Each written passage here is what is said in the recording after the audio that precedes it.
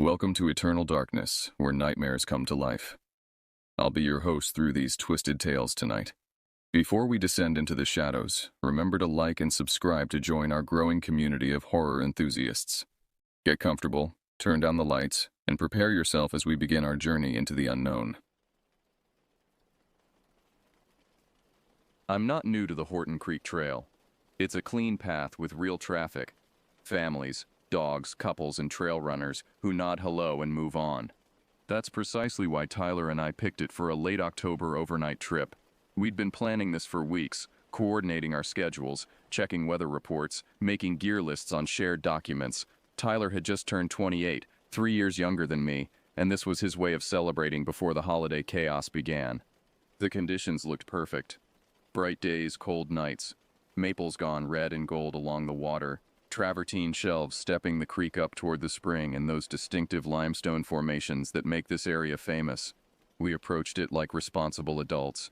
I spent an evening organizing my pack, checking my first aid kit, ensuring my water filter was clean. Tyler texted me photos of his new sleeping bag, rated for 20 degrees, proud as a kid with a new toy. We left Phoenix at dawn on a Saturday, driving north through Payson as the sun burned off the morning fog. The temperature dropped 10 degrees as we gained elevation. By the time we reached the parking area at Cole's Ranch off State Route 260, we could see our breath. There were 4 other vehicles in the lot, a good sign. Not empty, not crowded. We parked, organized our packs one more time, and walked to the wooden kiosk near the trailhead. The information board displayed the usual Forest Service materials: fire regulations, wildlife warnings, leave no trace principles, and a map protected behind scratched plexiglass. Below it was a weathered clipboard with a voluntary sign-in sheet. The pages were warped from moisture, filled with names and dates going back weeks. Some people wrote just initials. Others added their home states or little comments. Beautiful day, saw 2 elk. I wrote my first name in blue pen. Tyler added his below mine. We didn't include last names, phone numbers, or any other details. Just 2 first names in a column of dozens. I took a photo of the trail map with my phone, though I also had a photocopied version from the ranger station folded in my jacket pocket. Tyler adjusted his shoulder straps and grinned. "Ready?" he asked. "Let's do it," I said. The trail runs close to the water for long stretches, especially in the first 2 miles. You hear the steady flow over the limestone ledges and see spray hanging in the air near the drop-offs where the creek stares down the canyon. The temperature continued dropping as we gained elevation. Our boots found their rhythm on the packed dirt, and we fell into that comfortable hiking silence, punctuated by occasional observations about the foliage or the water clarity. The maples were at peak color, their leaves brilliant against the darker pines. Tyler stopped every so often to take photos with his phone. He had this habit of crouching low to get interesting angles, trying to capture the way light filtered through the canopy. I kept a steadier pace, preferring to experience it without the screen between me and the landscape. We passed a family coming down around mid-morning. Parents with 2 kids, maybe 8 and 10 years old. The children were arguing about who had seen more lizards. The father gave us that knowing smile parents share when their kids are being loud but harmless. They stepped off the trail to let us pass, and we thanked them. Sometime after noon, with the sun directly overhead and warming the air to something almost comfortable, we stopped for lunch on a broad, flat rock beside a particularly beautiful cascade. Tyler pulled out trail mix and jerky. I had a peanut butter sandwich that had gotten slightly compressed in my pack. We ate in silence, watching the water tumble over itself, feeling the mist on our faces. A man passed us on his way down as we were packing up our trash. He looked to be in his early 60s, wearing a bright orange baseball cap, the kind hunters wear, and a canvas jacket that had seen some miles. He carried a walking stick, one of those adjustable aluminum ones with a rubber tip. His boots were modern hiking shoes, well used but quality. "Afternoon," he said, friendly but economical with words. "Hey," Tyler replied. "Nice day for it." "Sure is. I'm heading back to my truck before it gets cold up here. You folks going much farther?" "Maybe another mile or so," I said. "Then we'll find a spot to camp." He nodded, gave a small wave with the walking stick, and continued past us. His orange hat was visible for a long time through the trees, a bright spot descending through the autumn colors, until the trail curved and he disappeared from view. That detail matters. I need you to remember it. We saw him going down.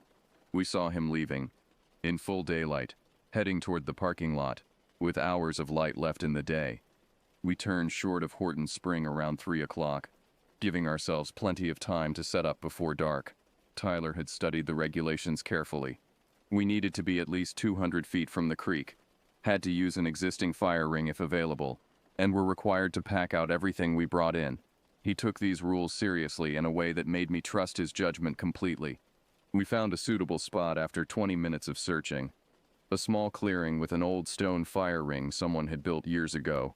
The rocks were blackened from countless fires, arranged in a near-perfect circle about 3 feet across.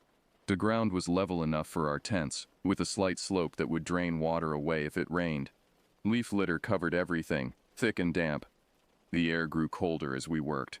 We set up our tents facing each other across the ring, staking them down properly even though no wind was forecasted. Tyler strung a bear bag line between 2 pines, while I gathered small sticks and dead wood from the ground, careful not to break living branches. We worked with the efficiency of people who'd camped together before, not needing to discuss every decision. By the time we had everything organized, the sun was dropping toward the ridge. The temperature fell with it, that sudden autumn cold that makes you reach for your jacket. We got the fire started with Tyler's lighter and some dry bark from beneath a fallen log. The flames caught quickly, and we fed them slowly, keeping it small and controlled. Dinner was deliberately simple. Ramen cooked in our single pot, mixed with pouches of tuna, finished with instant coffee that tasted better in the woods than it had any right to. We ate sitting on our sleeping pads, watching the fire pop and settle. The forest around us darkened in stages, first the undergrowth, then the lower branches, finally the canopy, until we existed in a small sphere of orange light surrounded by absolute black. I had a canister of bear spray clipped to my belt, same as always. It was a habit from hiking in Montana years ago, and I'd never stopped carrying it even in areas where bears were less common. Tyler teased me about it sometimes, called it my security blanket, but good-naturedly. The can was full, never used, its safety clip bright yellow. We talked about ordinary things.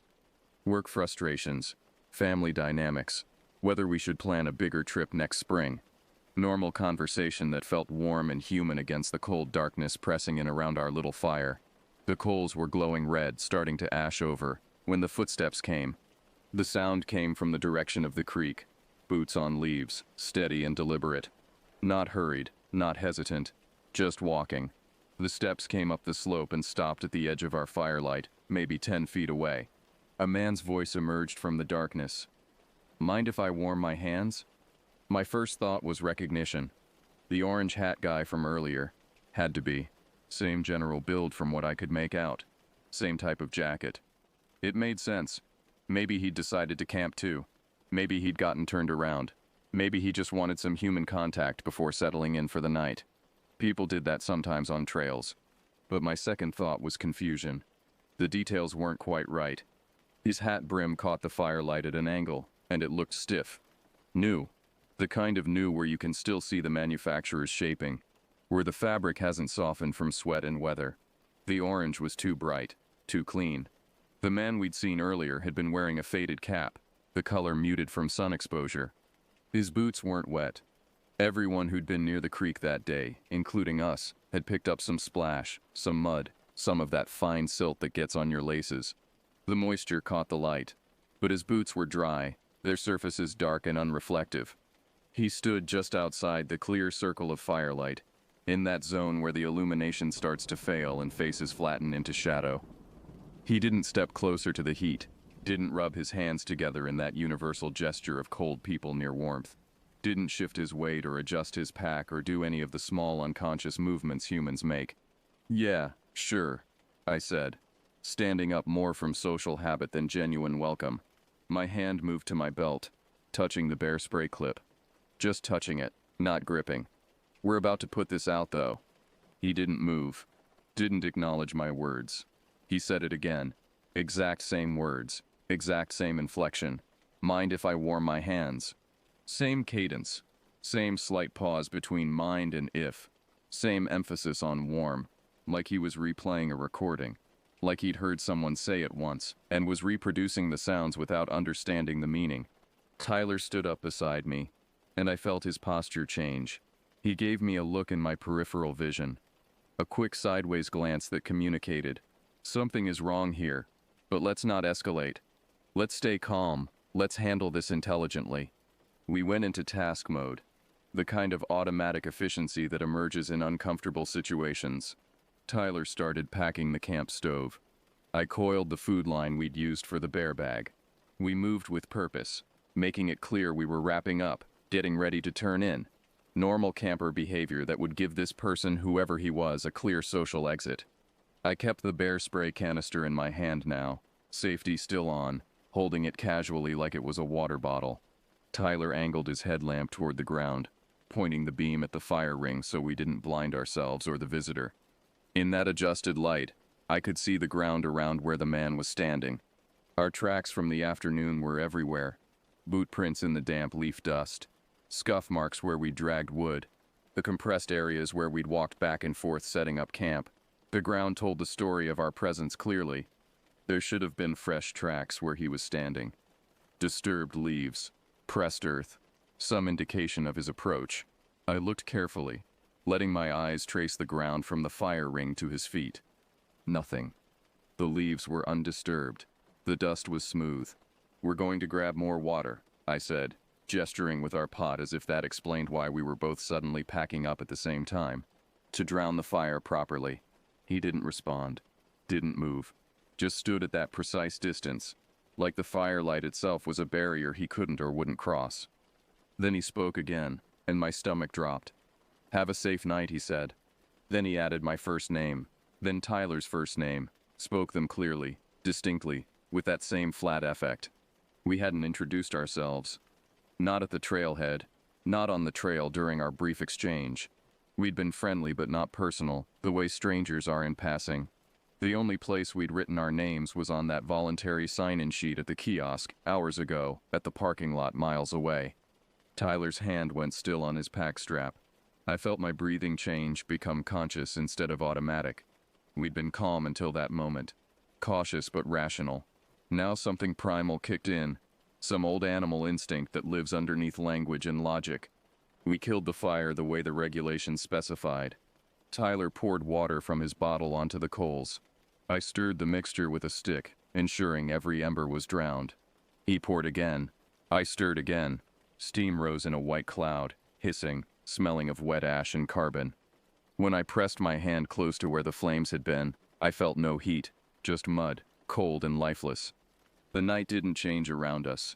The sound of the creek stayed constant, that steady white noise that had been our companion all day. No birds called, no wind moved the branches. Nothing dramatic happened, but everything felt different. "We'll get more water," I said, though we'd just used water, though the fire was clearly dead, though the statement made no practical sense. I said it anyway because speaking felt important, felt like it maintained some thread of normalcy. We picked up our packs, not putting them on properly, just grabbing them, holding them ready. We backed toward the creek, headlamps pointed down at our feet, watching the ground, watching the space where he stood. He held his position, didn't follow, didn't speak again, just remained there, motionless, a shape at the edge of where our light reached. We'd scouted a crossing earlier, wide flat stones forming a natural bridge where the creek was shallow. The water ran clear over them, reflecting our lights. Algae made their surfaces slick, so we moved carefully, testing each step before committing our weight. The water was shockingly cold around our ankles, the kind of cold that makes your bones ache immediately. It had the sound you expect at that depth, steady, flowing, unchanging. Halfway across, Tyler ahead of me, I looked back. Something was on the bank where our fire ring had been. Something stepped off the dirt and entered the water behind us. No splash. That was what my brain locked onto. When you step into moving water, you displace it. You create sound.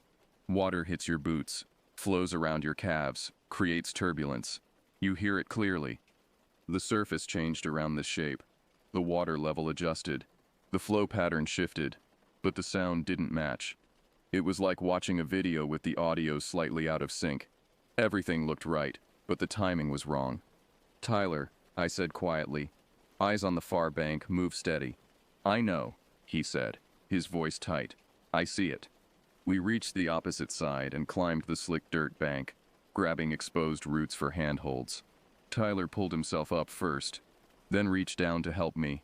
His hand was cold and shaking slightly. Don't say it, I told him. We need to name it, he said. People say you're not supposed to use this word, but we need to. Tyler, don't. A skinwalker, he said anyway, low and urgent. They can show up looking like someone you saw, wearing what they wore. But the details are wrong because they're copying something they don't understand. I didn't argue. I'm not spiritual. I don't believe in curses or cryptids or things that go bump in the night. But I also couldn't explain what was behind us in the water, moving wrong, sounding wrong, knowing things it shouldn't know. We cut upstream fast, keeping the creek between us and the camp. The trail narrowed here, forcing us closer to the water. Tyler knew this section. We'd studied the map, and he muttered directions as we moved. There's a pinch point ahead, small waterfall. We'll have to go around it. The terrain squeezed us. The creek narrowed before a small cascade, and the banks rose on either side into a natural funnel. It's the kind of spot photographers love, where the water tumbles over rocks in perfect white sheets. But it forced us onto a narrow ledge with the fall ahead and a short wall at our backs. We could move along the ledge, but it required careful footwork. One wrong step and you'd slide into the water. We proceeded single file, Tyler leading, his headlamp beam jumping across wet stone. That's when we saw the hat. It was in the water ahead of us, the orange brim bright against the dark creek. The shape beneath it moved wrong.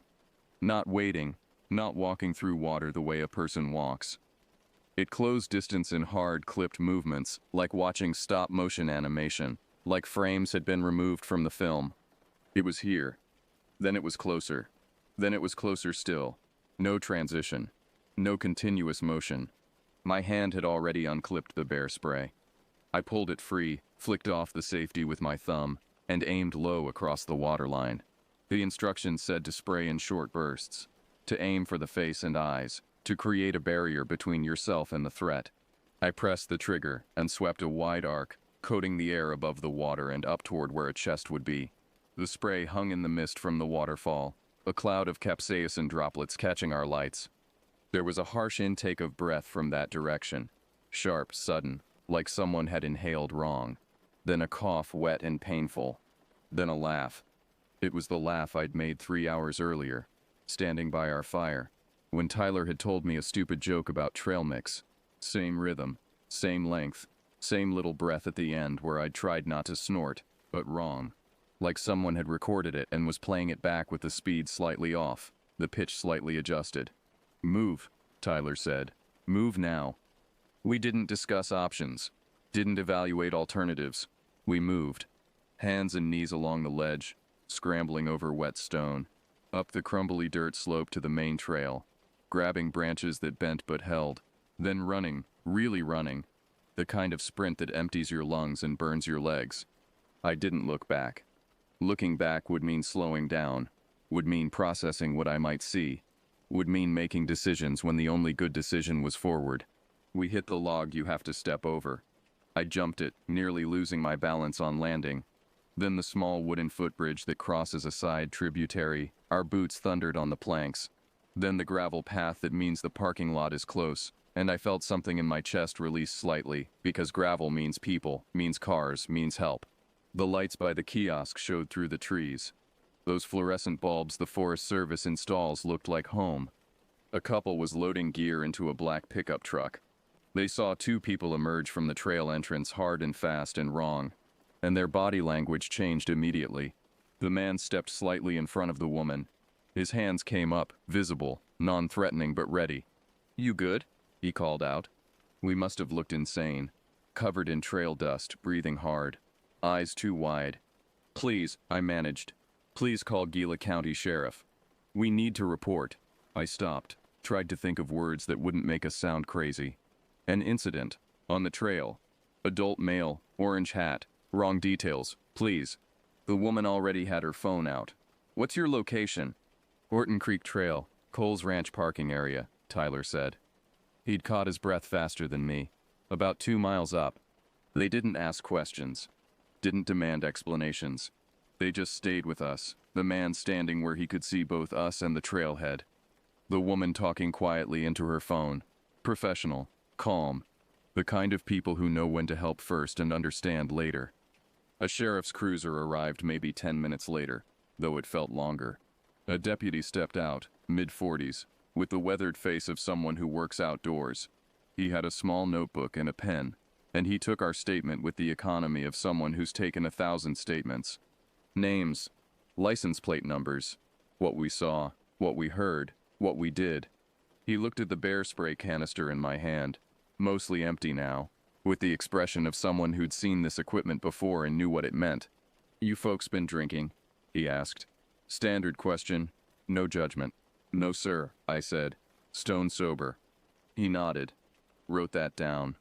He walked to the edge of the parking area and shined his flashlight down the road toward the trailhead for a long moment, lighting up the entrance sign and the dark space beyond it. "I'll patrol the area," he said finally. "You folks should head into town. Get a room. I have your contact information if we need to follow up." We checked into a motel in Payson. It had bad carpet and thin walls and a bathroom that smelled like industrial cleaner. I slept better than I'd slept in months. My phone rang at 8 the next morning. I didn't recognize the number, but I answered anyway. "This is Deputy Hernandez, Gila County Sheriff. We spoke last night." I sat up in bed, suddenly awake. "Yes, sir. Did you find anything?" "That's why I'm calling. I want to share some information with you." He paused, and I heard paper rustling. "The individual you described, orange hat, canvas jacket, we were able to identify him from the trail sign-in sheet, cross-referenced with other data. He signed out at a different trailhead near Christopher Creek, around 5 p.m. yesterday." "Signed out?" I repeated. "Yes. He completed his hike at a separate location. We also found a time-stamped receipt from Safeway in Payson at 5:47 p.m. Credit card transaction. He purchased groceries and fuel." The room felt very still. Tyler was sitting up in the other bed, watching me. "So he was in town," I said slowly. "By dark. He wasn't at our camp." "That's correct. According to the evidence we have, that individual was not on the Horton Creek Trail after approximately 3 p.m.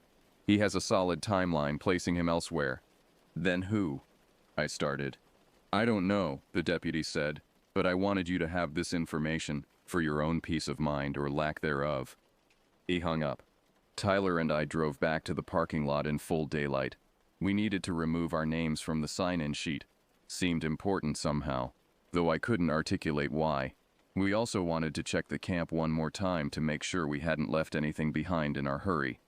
The trail looked different in morning sun. Friendly. Families were already starting their hikes.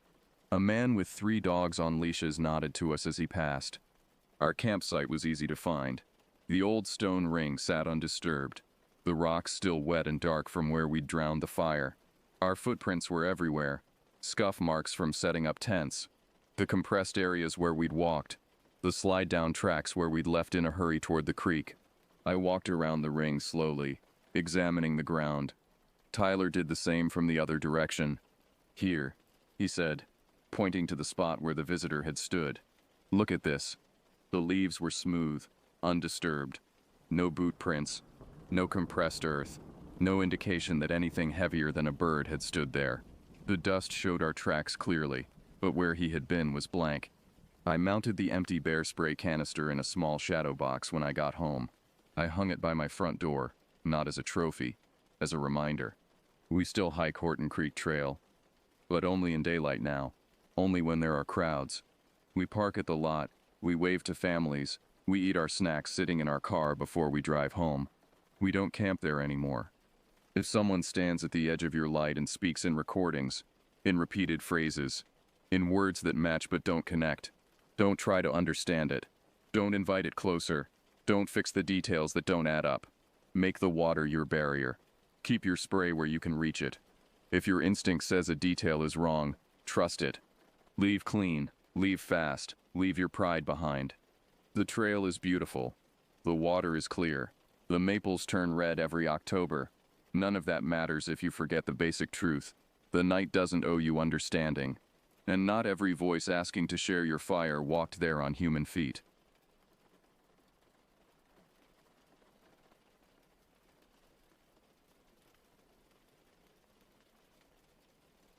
The bus wheels ground against gravel as we pulled into the campsite that September afternoon in 2015. I was 16 years old then, just another face in a class of 30 students heading out for our annual week-long wilderness retreat. Now, years later, I teach at that same school, and every September when the permission slips come across my desk, I think about what happened that week. I think about the choice I almost made, and the door I didn't open. The air smelled of pine needles and damp earth as we filed off the bus, our backpacks heavy with clothes we'd probably never wear, and snacks we'd devour within days. The campsite consisted of a main lodge and 6 smaller cottages scattered among the trees. 3 for the girls, 3 for the boys, each about 100 yards apart. The setting sun filtered through the branches, casting long shadows that stretched across the clearing like grasping fingers. Our cottage was the farthest from the main lodge, tucked against the tree line where the forest grew thick and dark.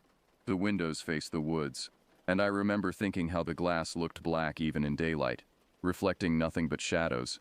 The floorboards creaked under our weight as we claimed our bunks and unpacked, the sound echoing in a way that made the space feel hollower than it was. Brandon was causing trouble before we'd even finished settling in. He'd been a problem since freshman year, the kind of kid who knew exactly how far he could push before facing real consequences. His parents had money, and his athletic record was flawless. He'd led our school to 3 championship wins in track and field. That bought him a lot of immunity. I watched from the cottage porch as he targeted Amy in the clearing outside. She was quiet, bookish, the type who kept her head down and her grades up. That made her an easy mark for Brandon's particular brand of cruelty. He'd started with verbal jabs, mocking her clothes, her hair, the way she walked. Now he was circling her like a predator, his voice carrying across the clearing. What's wrong, Amy? Going to cry? Going to run to Mr. Sullivan again? Amy's face flushed red. I could see her hands trembling at her sides, curled into small fists that she wouldn't use. She never fought back. That's what made it worse. Tyler, one of the boys from the other cottage, saw what was happening and strode over. He wasn't particularly big, but he had a quiet intensity that made people pay attention. Back off, Brandon. Brandon laughed. Or what? You going to make me? What happened next was fast. Tyler grabbed Brandon by his shirt and shoved him hard. Brandon stumbled backward, surprised. Grace, who'd been standing nearby, moved between them, her eyes blazing. Tyler only showed emotion when Grace was around, and seeing Amy bullied had set something off in him. The teachers intervened quickly, pulling them apart. Mr. Sullivan's voice cut through the commotion. That's enough.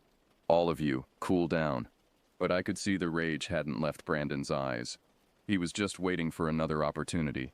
The camp activities that afternoon were standard fare. Trust falls, rope courses, team-building exercises that none of us really wanted to do. Brandon dominated every physical challenge, of course. He had a way of making even his victories feel aggressive, celebrating in ways that put others down. By the time evening approached, the tension was thick enough to choke on. Dinner was served in the main lodge, long tables of camp food that tasted like cardboard. I sat with Monica, Vanessa, Keisha, and Tamara, the girls from my cottage. We picked at our food and watched as Brandon harassed Amy again, this time stealing food from her tray while Mr. Sullivan was distracted. As we headed back to the cottages after dinner, the sun had fully set. The path was lit by solar lamps that cast weak yellowing light. Brandon was ahead of us, and Amy was unfortunately nearby. I saw him stick his foot out, saw Amy try to avoid it, but she caught the edge of his shoe and went down hard. The sound of her head hitting the rock was wet and hollow. A sick thud that made my stomach drop. Amy cried out, more from shock than pain at first, but then the pain came. Blood began streaming from a gash on her forehead, and she clutched at her ankle, which had twisted at an unnatural angle when she fell. Brandon stood there for a second, and I swear I saw something like fear flash across his face. But then it was gone, replaced by his usual sneer. "Should watch where you're going," he said. Mr. Sullivan appeared so quickly it was startling. His hand shot out and grabbed Brandon by the collar, and with one motion he lifted and threw him. Brandon landed hard 3 or 4 feet away, the air knocked out of his lungs. "Stay down," Mr. Sullivan said, his voice carrying a tone I'd never heard from him before. Cold, flat, dangerous. He scooped Amy up carefully, one arm under her knees, the other supporting her back. She was crying. blood soaking into his sleeve. He turned to face all of us, and his expression made several students step back. Brandon, you will not enter any cabin or cottage while we are here. Not one. And if anyone thinks about letting him in, you will be expelled immediately. No discussion, no second chances. The other teachers moved to enforce this, forming a barrier as Mr. Sullivan carried Amy toward his cabin. Brandon sat on the ground, dirt streaking his white shirt, and for the first time since I'd known him, he looked genuinely scared. Back in our cottage, we locked the door and collapsed onto our bunks. The temperature had dropped significantly once the sun went down, and despite the portable heater in the corner, the room felt drafty. Cold air seemed to seep through invisible cracks, and the windows rattled slightly in their frames. "Did you see how far Mr. Sullivan threw him?" Vanessa said, her eyes wide. "I didn't know he was that strong." Monica was filing her nails, trying to appear casual, but her hands were shaking slightly. Brandon had it coming. He could have killed Amy. We talked about other things for a while. School gossip, upcoming tests, the usual teenage concerns. But after about an hour, the conversation inevitably circled back to Amy. "Do you think she's okay?" I asked, staring at the ceiling. My bunk was near the window, and I could hear something rustling in the woods outside. "Probably just wind." Monica smirked. "Well, she's with her crush now, so I'm sure she's fine." Keisha gasped. "Monica." "Oh, come on," Monica continued, examining her nails. "Don't act like you haven't noticed. Amy practically worships Mr. Sullivan, and the way he looks at her, it's obvious." Vanessa nodded slowly. "Did you see how he threw Brandon, though? I mean, that was pretty intense." Grace, who'd been quiet until now, suddenly tensed. "Shut up for a second." We all froze. "Do you hear that?" she whispered. At first there was nothing. Then came the sound of footsteps on the wooden porch outside. Slow, deliberate footsteps. They stopped at our door. The first knock was soft, almost polite. 3 gentle raps against the door that made all of us sit up in our bunks.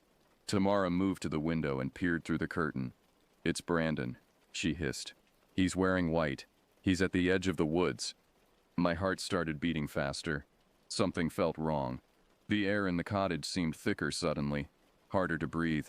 I sat up fully, my feet touching the cold floor.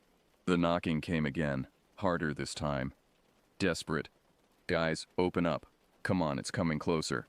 Brandon's voice sounded different, higher pitched, strained. I'd never heard fear in his voice before, but I heard it now. I stood up, my instincts screaming at me to help.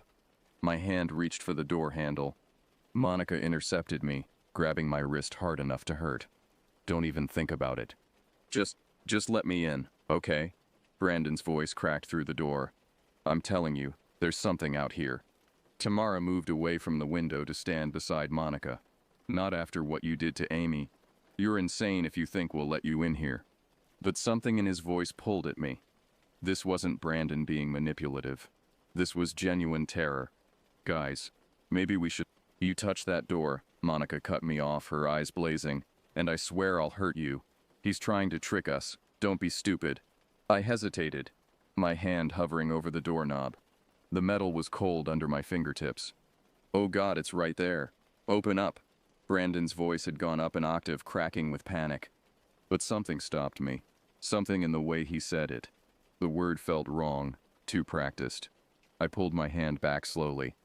The other girls were staring at me, judging. I took a step away from the door. Brandon kept pleading, his voice growing more frantic. Please, please, I'm sorry about Amy. Just let me in.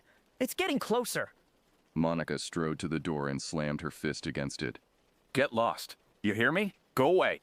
There was a sound then, something between a gasp and a cry. Footsteps running away from the cottage, crashing through underbrush. Then silence. The silence was worse than the knocking. None of us slept well that night.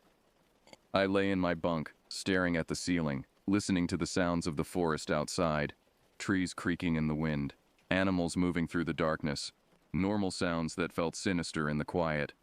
Around 2 a.m., I heard something else, scratching at the window above my bunk. Long, slow scratches, like fingernails dragging across glass. I wanted to look, wanted to pull back the curtain and see what was making that sound, but my body wouldn't move.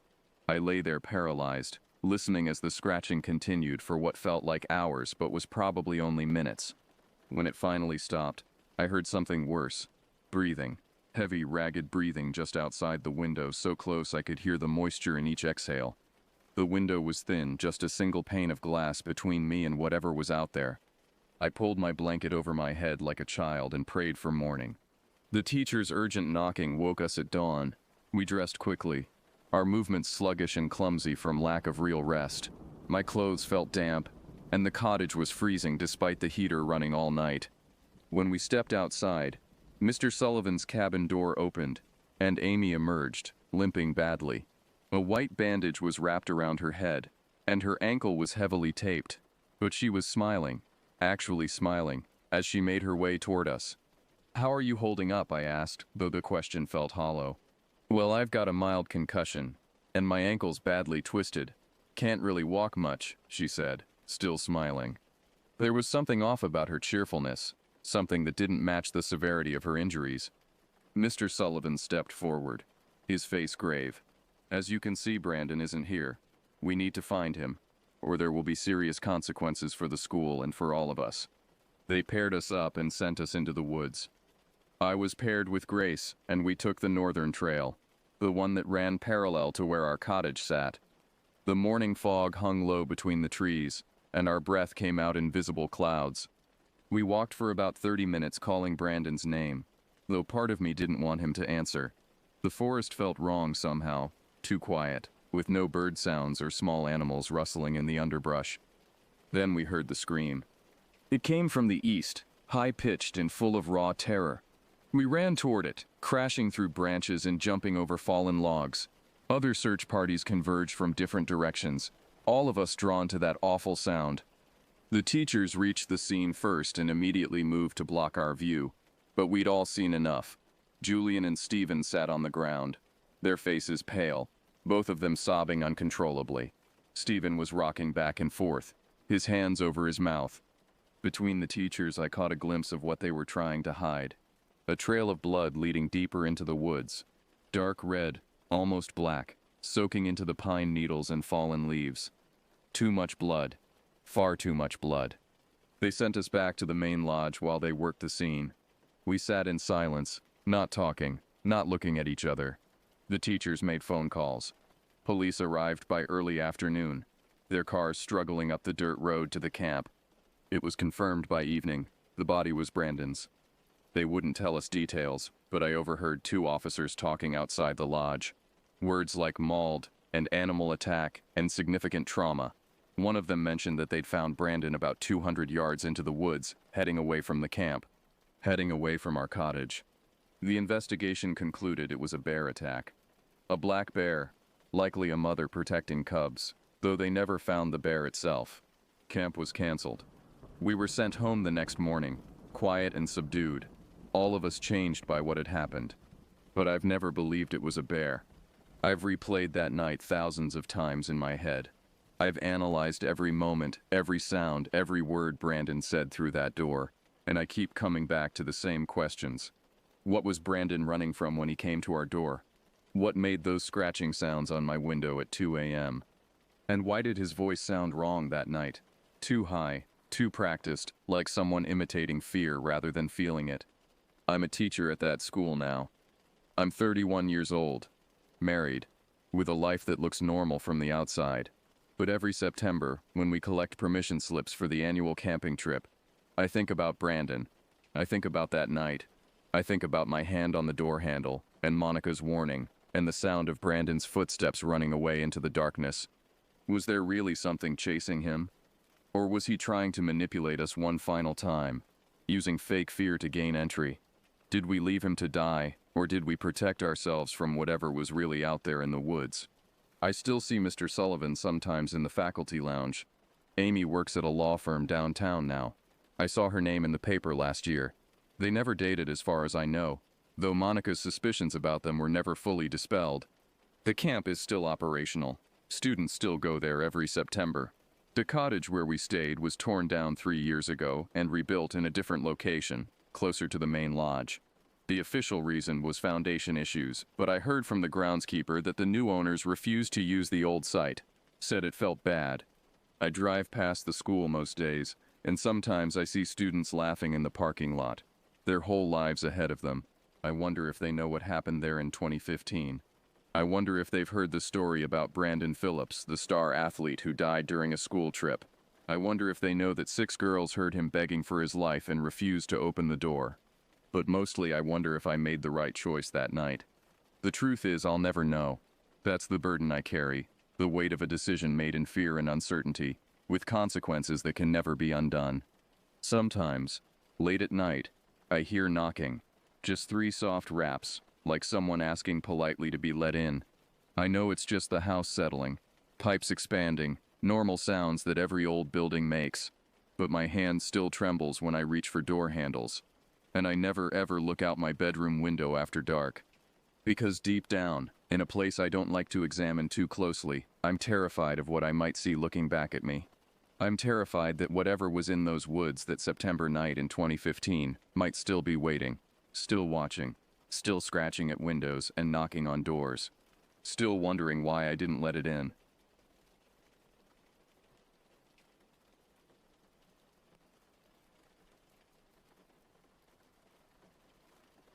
The fading light of dusk filtered through the dense forest canopy as I hiked the winding trail back to my isolated ranger station. Sequoia National Park was my home, my sanctuary from the chaotic modern world. As a park ranger, it was my duty and privilege to protect this ancient wilderness. I'd taken this posting for the solitude it offered. After 2 tours in Afghanistan, I craved peace and purpose. The majestic stands of towering sequoias and remote backcountry gave me both. But lately something had changed. A shadow seemed to loom over the forest. Strange sounds echoed in the night. Guttural, almost human-like cries that made my blood run cold. In my 3 years living alone out here, I'd never heard anything like it. My Choctaw grandmother used to tell stories about creatures that roamed the old forests. Spirits not quite animal or man. I'd always dismissed them as myths. Now I wasn't so sure. As I reached my cabin, I scanned the tree line. An eerie stillness hung in the air, the usual evening bird songs replaced by heavy silence. Shaking off a growing sense of unease, I entered my small one-room home. The generator sputtered on as I hit the lights and began preparing a simple dinner. Through the kitchen window, I glimpsed a flash of movement at the edge of the tray line. Something huge and fast. Adrenaline shot through my veins. I blinked and it was gone. Maybe it was just a trick of the light, but deep down I knew better. There was something out there in those woods, something that shouldn't be, and it was watching me. I bolted the door and slid my grandfather's hunting knife from its sheath, keeping it close. It was going to be a long night. Morning fog hung heavy over the treetops as I emerged from the cabin, fatigue weighting my steps. Sleep had been scarce, every creak of the old wood walls jolting me alert. But the night had passed without incident. No strange sounds, no figures lurking in the dark. After a strong cup of black coffee and a sparse breakfast, I headed into the park headquarters to pick up this week's batch of backcountry permits. With the summer season kicking into full gear, more adventurers would be venturing into the wilderness. It was my job to keep them safe, even if that meant protecting them from things I didn't fully understand. "Morning, Ahanu," Mike, the head ranger, greeted as I entered the office. His brows furrowed. "You look beat. Rough night?" I shrugged off the question. Just restless. Lot on my mind. Don't I know it? Feels like something's off out there recently. He sighed, passing me a stack of permits. Had another hiker come in rambling about Bigfoot. Nearly had a breakdown, the poor guy. My blood turned to ice in my veins. What did he say exactly? Same old story. Huge bipedal creature skulking around the tree line near his campsite. Swears it wasn't a bear. Mike poured himself a mug of burnt office coffee. Probably a tweaker seeing things. You know how it is. I wished I could convince myself he was right. But I'd seen too much. There were secrets in this forest. Ancient things only whispered about. As I set out to patrol the backcountry trails, I couldn't shake the feeling that I was being watched, followed. By mid-afternoon, fatigue wore me down, and I stopped to rest on a fallen sequoia overlooking a steep ravine. Fog still clung to the treetops below, swirling and shifting in an almost mesmerizing dance. As I watched, something parted the mist. A huge, hunched figure lumbered into view, covered in matted fur. Definitely not a bear. My heart stopped. It paused, and in that instant I swore it looked right at me, piercing, almost human eyes in an inhuman face. Then it was gone, swallowed by the fog as if it had never been there at all. A shiver passed through me despite the warm summer air. There was no denying it anymore. The legends were real, and one of them had found me. The forest usually soothed my soul, made me feel safe and grounded, at one with the earth. But not anymore. As I patrolled the trails over the next few days, a terrible sense of dread and paranoia consumed me, growing stronger by the hour. Every snapped twig, every rustling branch made me jump out of my skin. I knew what I'd seen. There was no going back to blissful ignorance. The big question was what to do about it. Without hard proof, I'd be dismissed as some unhinged recluse if I told anyone, maybe even lose my job. As a native man, I was used to not being believed or taken seriously by the authorities. I was on my own, for better or worse. With no other choice, I was forced to carry on with my duties as if nothing had changed, all while looking over my shoulder. I tried to lose myself in the work I loved, checking trail conditions, cleaning up backcountry campsites, teaching weekend warriors to store their food properly, but my mind always circled back to the creature, the impossibly large, strange silhouette branded in my memory. What did it want? Was it merely curious or driven by more sinister motives? By day, I scoured the internet and local library records for any scrap of information on Bigfoot sightings in the area. By night, I sat awake with my hunting rifle across my knees, watching and waiting, but the creature did not reappear. The weekend arrived, and with it, a surge of hikers and campers flocking to the park to enjoy the great outdoors, which meant more people potentially wandering into harm's way. I briefed every group I came across with the usual advisories about bears, mountain lions, and flash floods. But a war raged within me. Should I warn them about the other danger lurking in the shadows? Or would I just create needless panic? In the end, I couldn't bring myself to say anything, praying my silence wouldn't be a fatal mistake. All I could do was double down on patrols, watching over the civilians I'd sworn an oath to protect as fiercely as I could. But how do you protect anyone from a myth made real? A myth with cunning eyes and unclear intentions? Little did I know I was about to find out, and the answer would change my life forever. The call came in just before dusk. A family of campers had failed to return from a day hike near Panther Creek.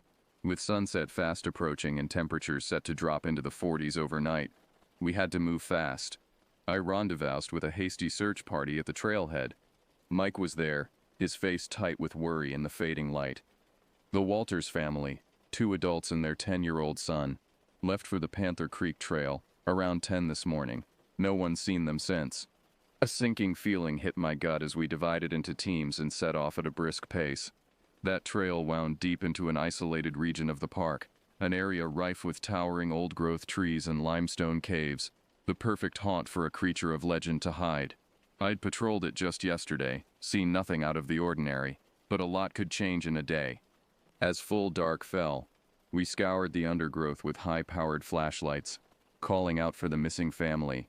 Hours dragged by with no sign of them. As much as I'd hoped this was just a case of inexperienced hikers falling behind schedule, a darker possibility crept into my mind. What if they'd been taken? Close to midnight, there was a shout from the group fanned out to my right. My heart seized in my chest. A few minutes later, Mike's ashen face materialized in the glow of my flashlight beam. "We found the parents," he said, his voice haunted. "They're dead, Ahanu, ripped to pieces." An icy chill seeped into my bones, colder than the night air. I knew what this meant without being told. The creature had claimed its first victims, but there was one missing. "The boy?"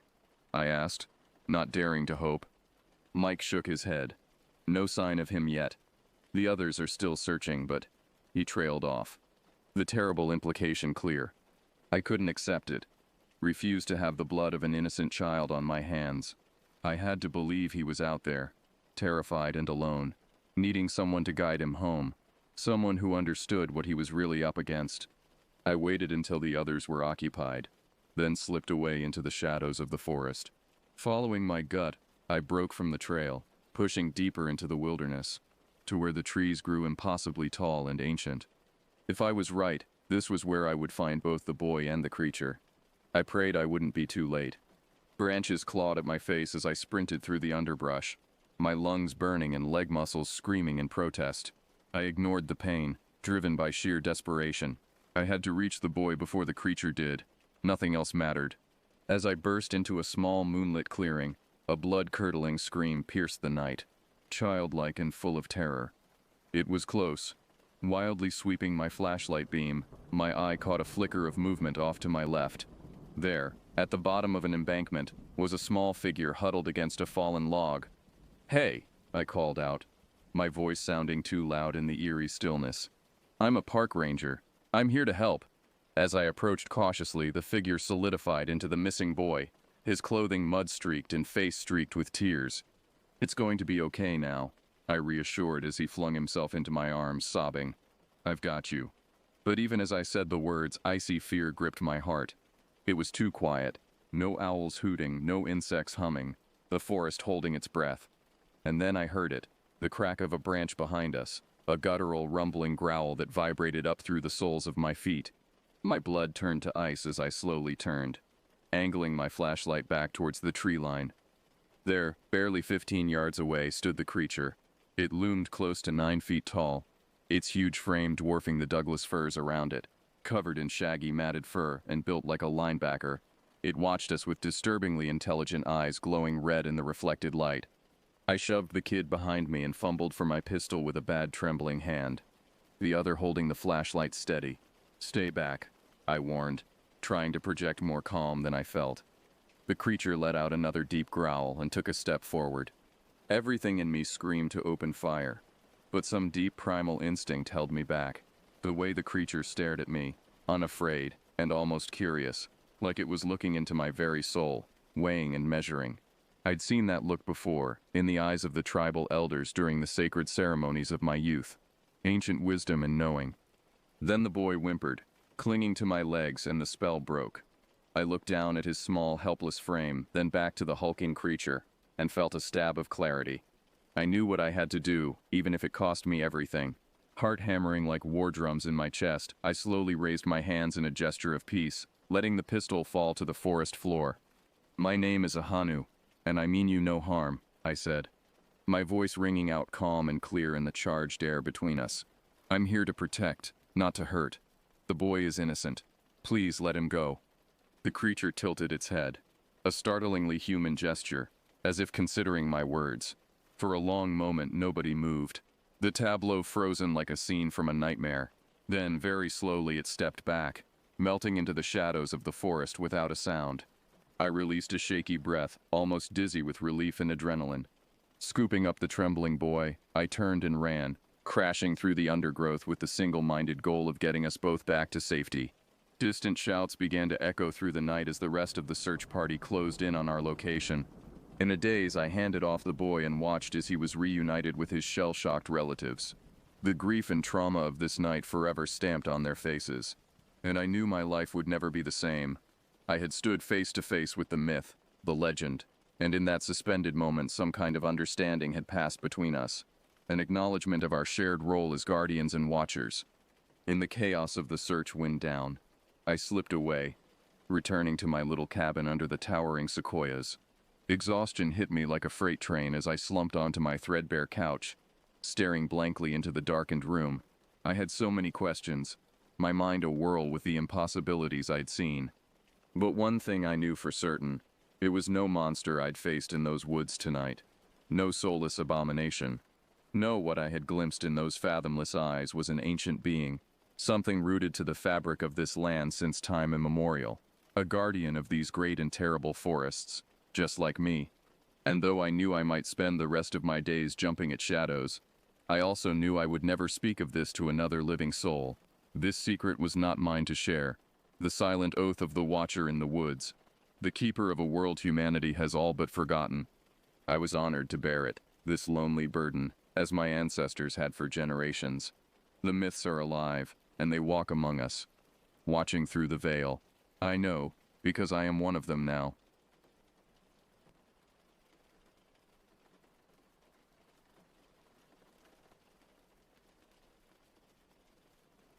The old truck rattled and shook as Alejandro navigated the winding forest road.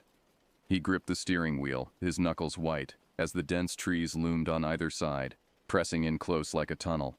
The forest seemed to swallow the waning daylight, the green leaves turning black in the shadows. Alejandro tried to ignore the unease prickling at the back of his neck. He needed this job. After losing his position at the hardware store back in town, the park ranger gig was his last hope to make ends meet and support his disabled mother, even if it meant living alone in the remote wilderness of Olympic National Park for months at a time. The truck hit a pothole, jolting him out of his thoughts. The ranger station should be just ahead. As he rounded the next bend, a tiny cabin came into view, nestled in a clearing amidst towering evergreens. It looked almost swallowed by the encroaching forest. Alejandro parked and stepped out, inhaling deeply. The scent of rich earth, decaying leaves, and pine needles enveloped him. An eerie stillness hung in the air, the only sound the soft creaking of tree branches in the breeze. He felt very small and alone. Pushing aside a shiver, he collected his bags from the truck bed and approached his new home.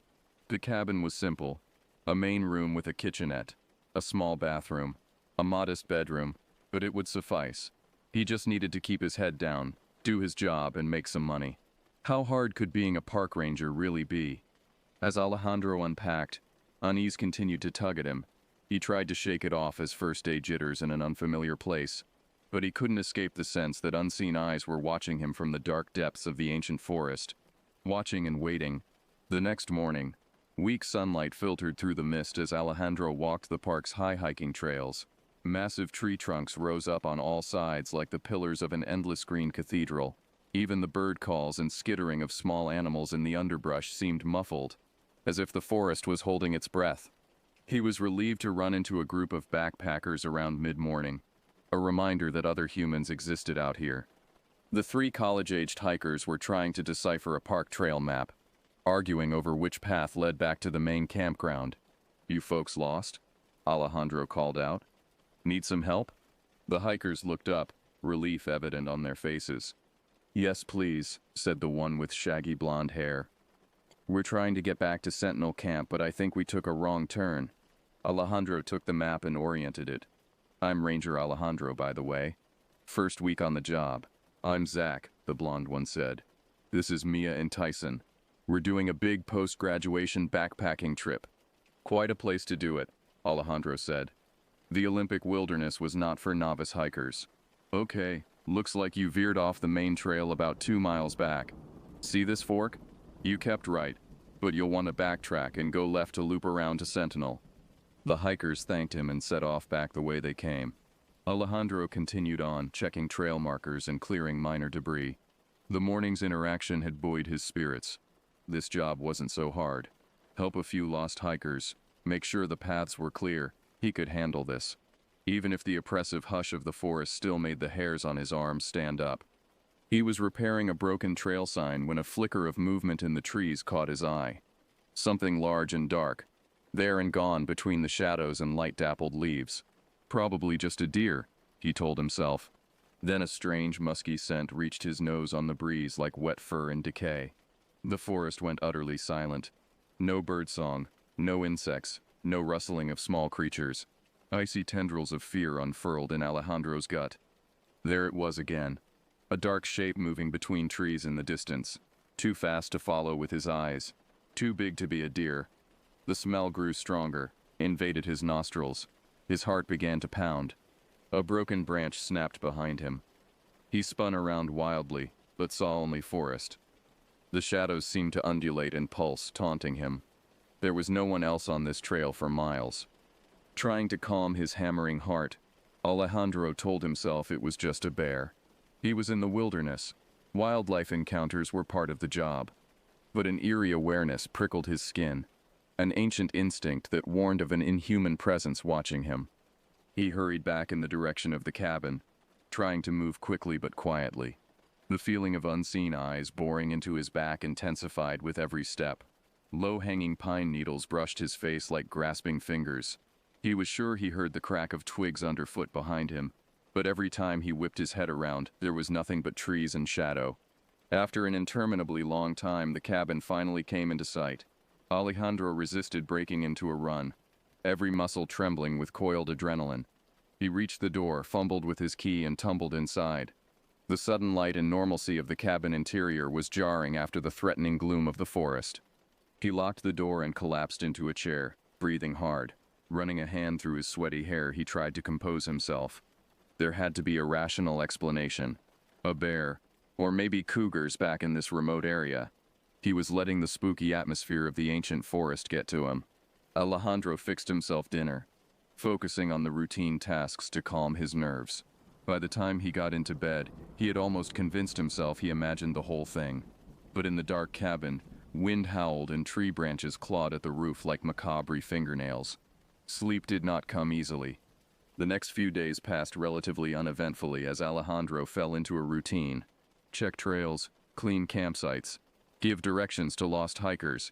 The strange presence in the forest never entirely left his mind, but with no further encounters, it was easier to chalk it up to newbie jitters. About a week into the job, he got a radio call that would shatter that fragile peace. It was Zach, the blonde hiker from his first day. "Ranger Alejandro, we need help." Zach's voice cracked over the line, taut with barely suppressed panic. "It's Mia. She went missing last night." A chill rippled through Alejandro. Missing hikers were a ranger's worst nightmare in a vast wilderness like Olympic. "Okay, Zach, take a deep breath," Alejandro said, trying to project calm authority. "Tell me exactly what happened." "We made camp near Iris Meadows last night. Mia said she was going to look for a place to pee, and she just disappeared. We searched for hours, but there's no sign of her." Zach's voice broke. "Stay where you are," Alejandro ordered. "I'm on my way now. I'll radio the other rangers so we can organize a proper search." He grabbed his pack and hurried to the trailhead. As he hiked up towards Iris Meadows as fast as he dared on the treacherous terrain, dread began to pool in his stomach. The forest seemed to close in around him, the canopy blocking out the sky. Suddenly, a blood-curdling scream tore through the air, echoing off the mountains. Alejandro froze, his blood turning to ice. The scream cut off as abruptly as it started, swallowed by the trees. It sounded close, and terrified. He veered off the trail in the direction of the scream, thrashing through the dense underbrush. "Hello?" he called out. "This is Ranger Alejandro. I'm here to help." There was no response. The forest was utterly still. That strange, rank animal musk tickled his nostrils again. The shadows rippled, concealing dark forms in their depths. "Please, help!" The shout came from somewhere to his left, weak and desperate. He crashed through a ring of trees and stumbled to a halt, his heart in his throat. There was Mia, crumpled at the base of a mossy boulder. Her leg was twisted at an unnatural angle, clearly broken. Blood matted her hair. She stared at him with wild, terrified eyes. "Oh, thank God," she sobbed as he rushed to her side. I thought it was coming back for me." "What was?" Alejandro asked sharply. He examined her leg, trying to assess the damage. The bone hadn't broken the skin, at least. The thing," Mia said, her gaze darting fearfully to the trees. "A monster. It looked almost human, but wrong, twisted. It smelled awful. It grabbed me, and I blacked out." An involuntary shudder rolled through Alejandro. The dark presence he had sensed. Had it gotten Mia? He couldn't fathom what she had seen, but her terror was real. "Let's get you out of here," he said gently. He crafted a makeshift splint for her leg, then helped her stand. They began the arduous hike back towards Iris Meadow, where Zach and Tyson were hopefully still waiting. Mia was pale, clammy, barely holding on to consciousness, but a different kind of fear pounded through Alejandro's veins with each step, a primal awareness that they were not alone in these woods, that hungry eyes watched them from the shadows of the ancient trees. He radioed the other rangers as soon as they had reception, calling for a helicopter extraction for Mia. As the chopper landed in the meadow, wind beating the grass flat, Alejandro pulled Zach and Tyson aside. He recounted Mia's story in a low voice. Their eyes widened with a look of understanding that chilled him more than anything else so far. "We thought we were imagining things," Tyson said shakily. "Glimpses of something in the trees. A horrible smell. We never should have come out here." Alejandro was silent as he watched the helicopter lift off, carrying Mia to safety. He didn't have the heart to tell Zach and Tyson what he was beginning to suspect, that Mia had gotten off lucky, That other forces, ancient and malevolent, lurked in the primordial depths of this forest. That their nightmare was far from over. In the days following Mia's rescue, a grim tension took hold of Olympic National Park. Rangers and local law enforcement combed the vast wilderness in search of signs of the creature Mia described, but the dense forest held its secrets tightly. There were no clear tracks, no hard evidence of anything amiss, aside from the occasional pungent whiff of musk on the breeze. Alejandro threw himself into the search, desperate for answers.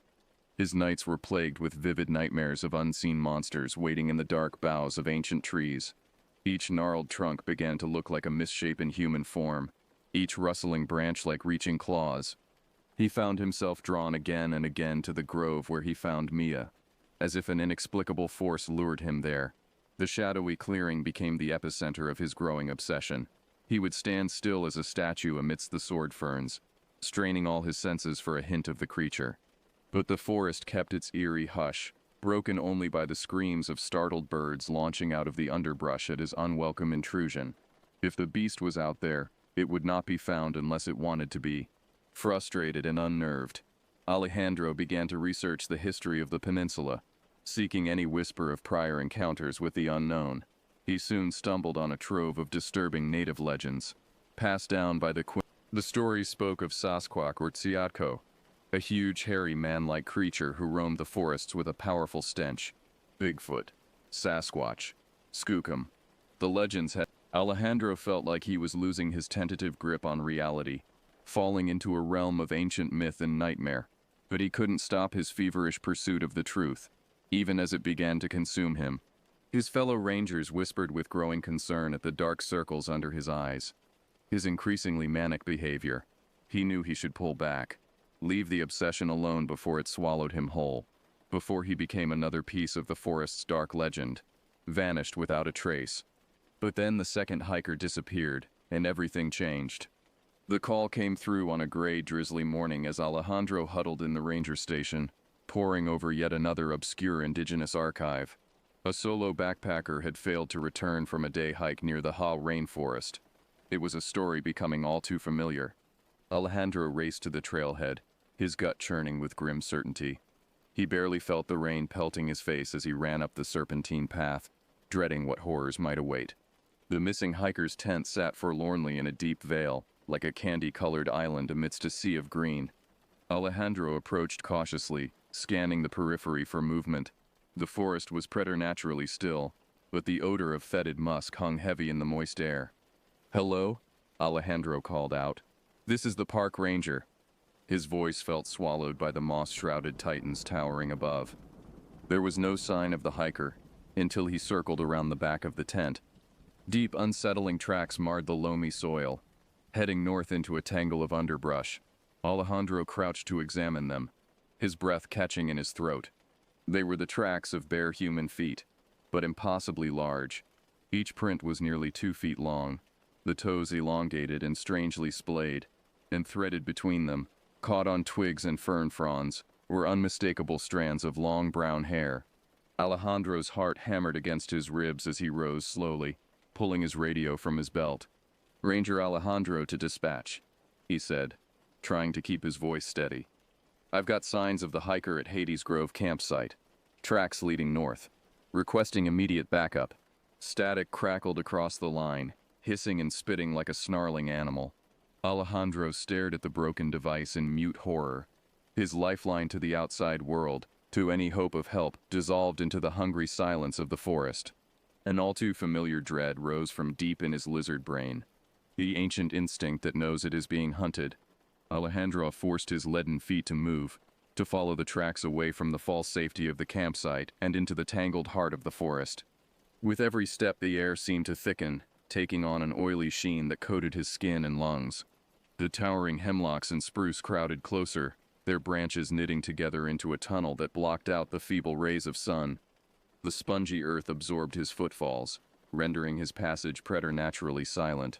But with every yard he put between himself and civilization, his senses heightened to a razor's edge, attuned to the subtlest shift in his surroundings.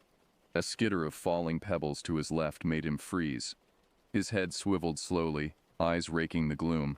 There, the undulating shadow of a large mass, detaching itself from the latticework of light and dark, a horribly familiar shape, moving with uncanny silence and speed. Alejandro's hand scrabbled at his belt for the comforting weight of his hunting knife. He planted his feet in a wide stance, raising the weapon in hands that shook imperceptibly. "I know what you are," he called out, feigning a courage he did not feel. "Show yourself, Sasquatch." A guttural growl answered him, rumbling up from the very bowels of the earth. The undulating shadow detached from the lattice of trees, stepping forward into a weak shaft of light. Alejandro's heart seized at the horrifying sight. It was humanoid, but impossibly tall and broad, with shaggy fur covering a bulging muscular frame. The face was a twisted mockery of a man's, with glinting intelligent eyes peering out from a brutish brow. The creature halted in the small clearing, watching him with eerie calm. Its rank, musky stench billowed over Alejandro in nauseating waves. "Where's the hiker?" Alejandro demanded, his voice cracking. "What did you do with him?" The creature cocked its massive head as if considering. Then it spoke, a harsh grating of words that sounded like boulders grinding together. "Gone. Offerings to the forest, as it has always been." Alejandro's breath left him in a shocked rush. It could speak? He tightened his grip on the knife with suddenly damp hands. "I don't know what you are," he said hoarsely, "but you can't go around kidnapping people. These are innocent hikers, tourists. Let the man go." A grating noise issued from the beast's throat.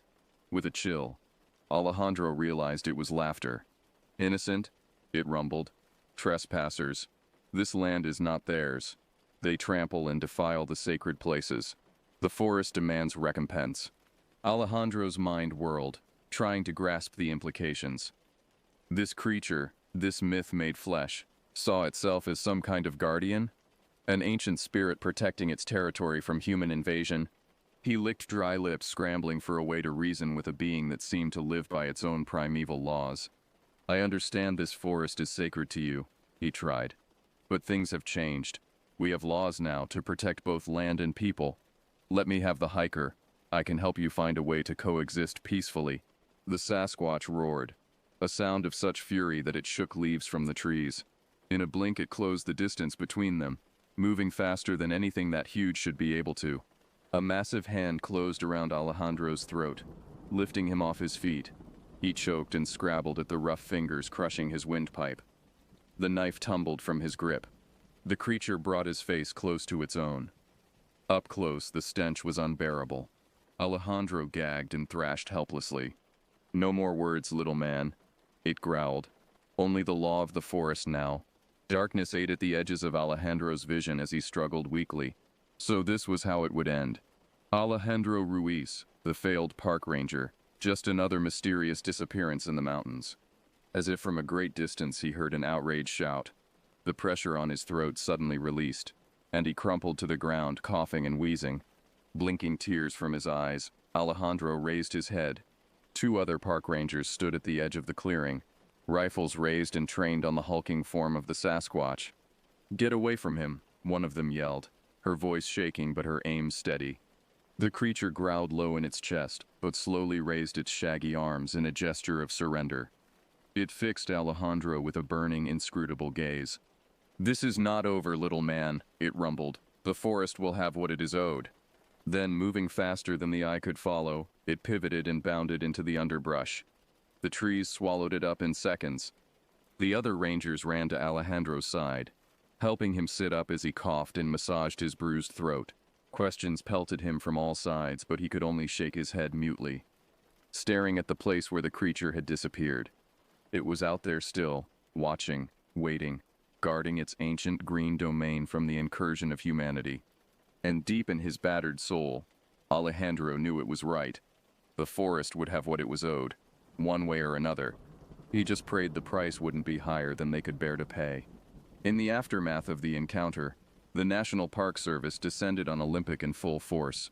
Teams of rangers, cryptozoologists, and even military personnel combed the mountains for any sign of the creature or the still missing hiker. But the forest kept its secrets well. The Sasquatch seemed to have vanished like mist, leaving not a single hair or track as evidence of its existence. Slowly, as the weeks crawled by, The furor died down and life returned to a semblance of normality. But Alejandro couldn't shake the feeling that they were all balanced on the edge of a knife. An ancient evil had been roused. A primordial force that would not rest until it had reclaimed its territory from the invading plague of mankind. His every waking thought was consumed with the mystery of the creature. He pored over every museum archive and tribal history he could get his hands on, trying to understand the beast's origins and nature. Whispers began to surface of other disappearances over the decades. Other times the Sasquatch had supposedly emerged to cull the human herd before vanishing into legend once more. A chill pattern began to take shape, of an eternal being that saw humanity as a blight to be cleansed from its sacred land. Alejandro knew he was being sucked into obsession again, but he couldn't stop himself.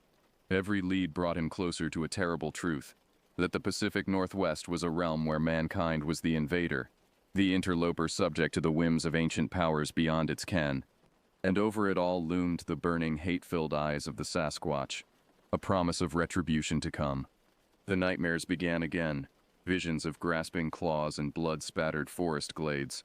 Alejandro woke screaming in the night, feeling the phantom crush of fingers around his throat. Bit by bit, Alejandro felt his tenuous grip on reality fray. The bustling world of humankind felt further away every day, replaced by the creeping gloom of the primeval forest and the horrors it concealed.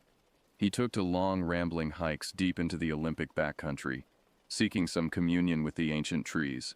But his every step was dogged by the unshakable feeling of being watched, being hunted by an implacable foe. And then the reports started coming in of strange sightings from all around the park. Hikers stumbling back wild-eyed with tales of dark forms loping through the undergrowth. Campers waking to find their food ransacked and huge bare footprints circling their tents. Growing signs of a malevolent presence stalking the mountains. Deep in his withered soul, Alejandro knew the awful truth. It was starting again. The Sasquatch was back, and it was angry. All his efforts to understand it had only provoked it to more brazen displays of dominance.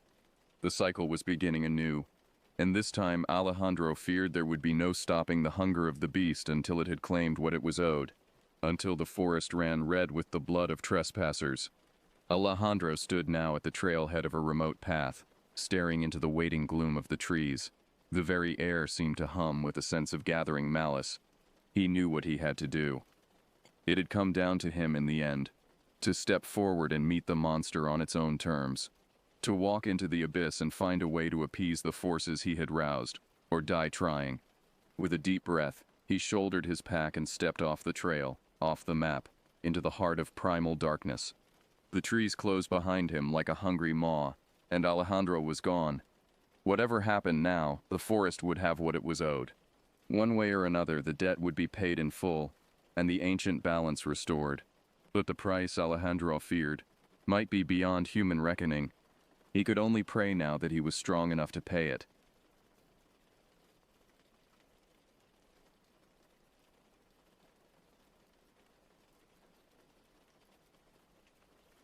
The scent of pine needles and damp earth filled my nostrils as I stepped out of the ramshackle cabin that had been my home for the past 5 years. Adjusting the brim of my wide-brimmed hat, I scanned the dense forest that stretched out before me like an endless sea of green. My name is Ahanu, and I am a park ranger in the heart of the Olympic National Forest. I had taken this job out of desperation, fleeing from a life of financial ruin and personal tragedy. The wilderness offered solace, a chance to start anew amidst the towering evergreens and bubbling streams. Little did I know that the very forest I sought refuge in would soon become a living nightmare. As I set out on my daily patrol, the weight of my backpack and the crunch of twigs beneath my boots provided a familiar rhythm. The early morning mist curled around the tree trunks, casting an ethereal glow across the landscape. It was in moments like these that I found a sense of peace, a connection to something greater than myself.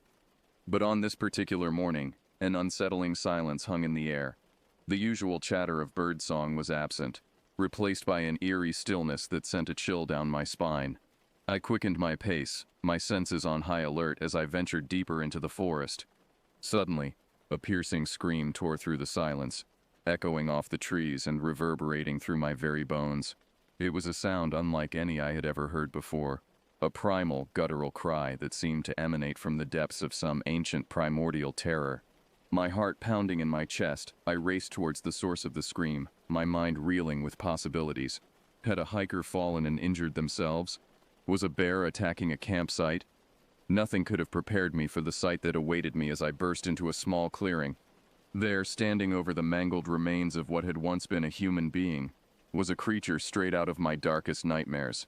It stood well over 8 feet tall, its body covered in shaggy, matted fur.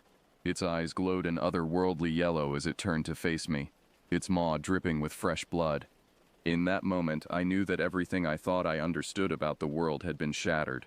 The creature before me defied all rational explanation. It was Bigfoot, a being of legend and folklore, and it was very, very real. The creature's gaze locked onto mine, its eyes boring into my soul with an intensity that nearly brought me to my knees. I froze, my breath caught in my throat as I struggled to comprehend the impossible sight before me. The stench of death and decay hung heavy in the air, mingling with the coppery tang of fresh blood. For a long, agonizing moment, neither of us moved. The world seemed to stand still, suspended in a moment of pure, unadulterated terror. Then, with a roar that shook the very earth beneath my feet, the creature lunged forward, its massive arms outstretched and its claws glinting in the dappled sunlight. Instinct took over, and I dove to the side, narrowly avoiding the creature's grasp. Rolling to my feet, I sprinted blindly into the trees, my heart pounding in my ears and my lungs burning with each ragged breath. Behind me, I could hear the creature's thunderous footsteps as it gave chase, its roars echoing through the forest like a twisted symphony of horror. I ran until my legs gave out beneath me, sending me sprawling onto the damp, leaf-strewn ground. Gasping for air, I dragged myself behind a fallen log, pressing my back against the rough bark as I struggled to catch my breath.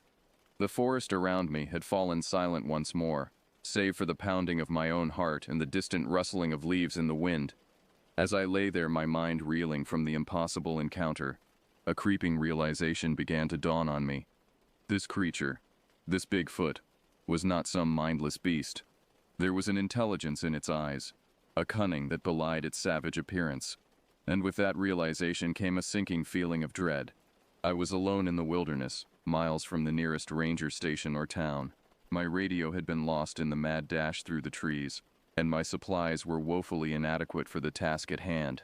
If I was going to survive this nightmare, I would need to rely on my wits and my knowledge of the forest. Taking a deep breath, I forced myself to my feet, wincing at the dull ache in my muscles. I had to keep moving, to put as much distance between myself and the creature as possible. But even as I set off through the trees once more, I couldn't shake the feeling that I was being watched.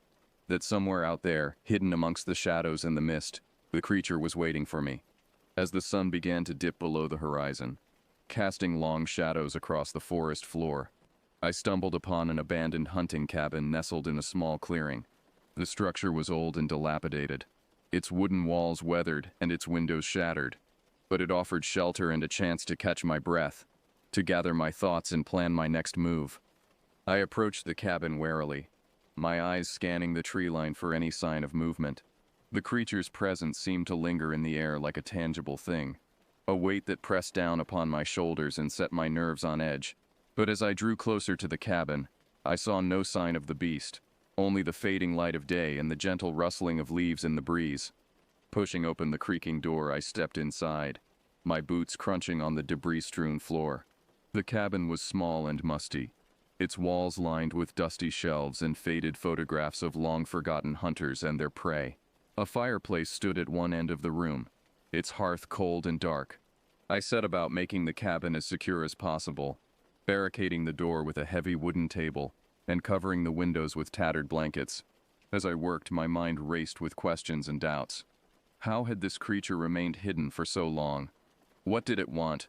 And most importantly, how was I going to survive the night? As darkness fell, I huddled in the corner of the cabin, my eyes fixed on the door and my hand clutching the handle of my hunting knife. The forest outside had come alive with the sounds of the night, the hooting of owls, the chirping of crickets, and the distant howls of wolves. But beneath it all, I could sense another presence lurking in the shadows, watching and waiting. Hours passed, and exhaustion began to take its toll. My eyelids grew heavy, and my grip on the knife began to slacken. Just as I was about to succumb to sleep, a sound from outside snapped me back to full alertness. It was the sound of footsteps, heavy, lumbering footsteps that seemed to shake the very ground. They grew closer and closer, until they stopped just outside the cabin door. For a moment there was silence. Then, with a splintering crash, the door burst inward, and the creature stepped into the cabin. Its yellow eyes gleamed in the darkness, and its massive frame seemed to fill the entire room. I scrambled to my feet, my knife held before me in a trembling hand. But even as I prepared to fight for my life, I knew that it was hopeless. The creature was too strong, too fast, and too intelligent. As it lunged towards me, its claws outstretched and its jaws gaping wide, I closed my eyes and waited for the end to come. But instead of the searing pain of claws and teeth, I felt a sudden rush of wind and the thud of a heavy body hitting the floor. Opening my eyes, I saw the creature sprawled on the ground before me, a wooden shaft protruding from its chest. Standing in the doorway, a crossbow raised to his shoulder, was another park ranger, a man I had never seen before. The ranger stepped into the cabin, his eyes darting from the creature's lifeless body to my own stunned expression. He was tall and lean, with weather-beaten skin and a grizzled beard. A battered hat sat atop his head, and a coil of rope hung from his belt. "You okay?" he asked, his voice gruff but not unkind. I nodded, my mind still reeling from the sudden turn of events. "Who are you?" I managed to croak out. "Name's John," he replied, lowering his crossbow. "I've been tracking this thing for weeks. Heard your screams and followed the trail here." I glanced down at the creature's body, its yellow eyes staring sightlessly at the ceiling. "What is it?" I asked, my voice barely above a whisper. John shook his head. "Damned if I know. Some kind of ancient creature, maybe. Something that's been living in these woods for a long, long time." He knelt down beside the body, running his fingers over the matted fur. "I've seen things out here that would make your blood run cold. Things that science can't explain. But this," he shook his head again, "this is something else entirely." I sank down onto the floor, my legs suddenly weak. "What do we do now?" I asked, my voice trembling. John stood up, his eyes meeting mine. "We get the hell out of here, that's what. There's a ranger station about 10 miles south of here. We can regroup there, maybe get some backup." I nodded, grateful for the plan of action. But as we stepped out of the cabin and into the darkness of the forest, a sudden realization hit me. "Wait," I said, grabbing John's arm. "If this thing has been living out here for so long, why haven't we seen it before? Why hasn't anyone reported it?" John's face grew grim. "Because no one who's seen it has lived to tell the tale," he replied. "Until now." The trek through the forest was a nightmare of shadows and sounds. Every rustle of leaves, every snap of a twig sent my heart racing and my hand reaching for my knife. John led the way, his crossbow at the ready, and his eyes scanning the darkness for any sign of movement. As we walked, he told me stories of the other strange and terrible things he had encountered in the wilderness. Creatures that defied explanation, phenomena that challenged the very laws of nature. But none of them, he said, compared to the Bigfoot that now lay dead in the cabin behind us. "I've been a ranger for 20 years, he said, his voice low and steady. "Seen a lot of strange things in my time. But this is something different, something ancient and powerful." I shuddered at the thought, my mind conjuring up images of dark rituals and forgotten gods. "But why now?" I asked. "Why has it suddenly appeared after all this time?" John shrugged. "Could be anything. Climate change, maybe. Or maybe something's disturbed its territory. All I know is that we need to be careful. There could be more of them out there." We walked in silence for a while, the only sound the crunch of leaves beneath our feet, and the distant hooting of an owl. Suddenly, John held up a hand, motioning for me to stop. "Listen," he whispered, his eyes narrowing. I strained my ears, trying to pick out any unusual sounds amidst the normal nighttime noises of the forest. At first, I heard nothing. But then, faintly at first, but growing louder with each passing second, I heard it, a low, guttural growl that seemed to emanate from the very earth itself. "Run," John said, his voice tight with fear. "Run." We took off through the trees, our feet pounding against the ground as we dodged branches and leapt over fallen logs. Behind us, the growling grew louder, accompanied by the sound of heavy footsteps and snapping twigs. I risked a glance over my shoulder and immediately wished I hadn't. There Charging through the underbrush like a juggernaut was another Bigfoot, larger and more terrifying than the one we had left behind in the cabin. Its yellow eyes blazed with fury, and its claws gleamed in the moonlight. We ran until our lungs burned and our legs ached, but still the creature pursued us. Just when I thought all hope was lost, we burst out of the tree line and onto a narrow dirt road.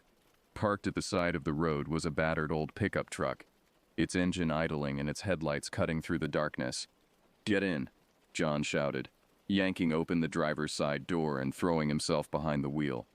I dove into the passenger seat, slamming the door shut behind me, just as the creature emerged from the trees. John gunned the engine, and the truck shot forward, its tires spitting gravel as we sped away into the night.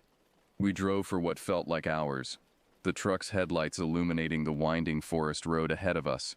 John's knuckles were white on the steering wheel, and his jaw was clenched tight. I sat beside him in silence, my mind reeling from the events of the past few hours. Finally, as the first rays of dawn began to peek over the horizon, we arrived at the ranger station. It was a small, unassuming building nestled in a clearing at the edge of the forest.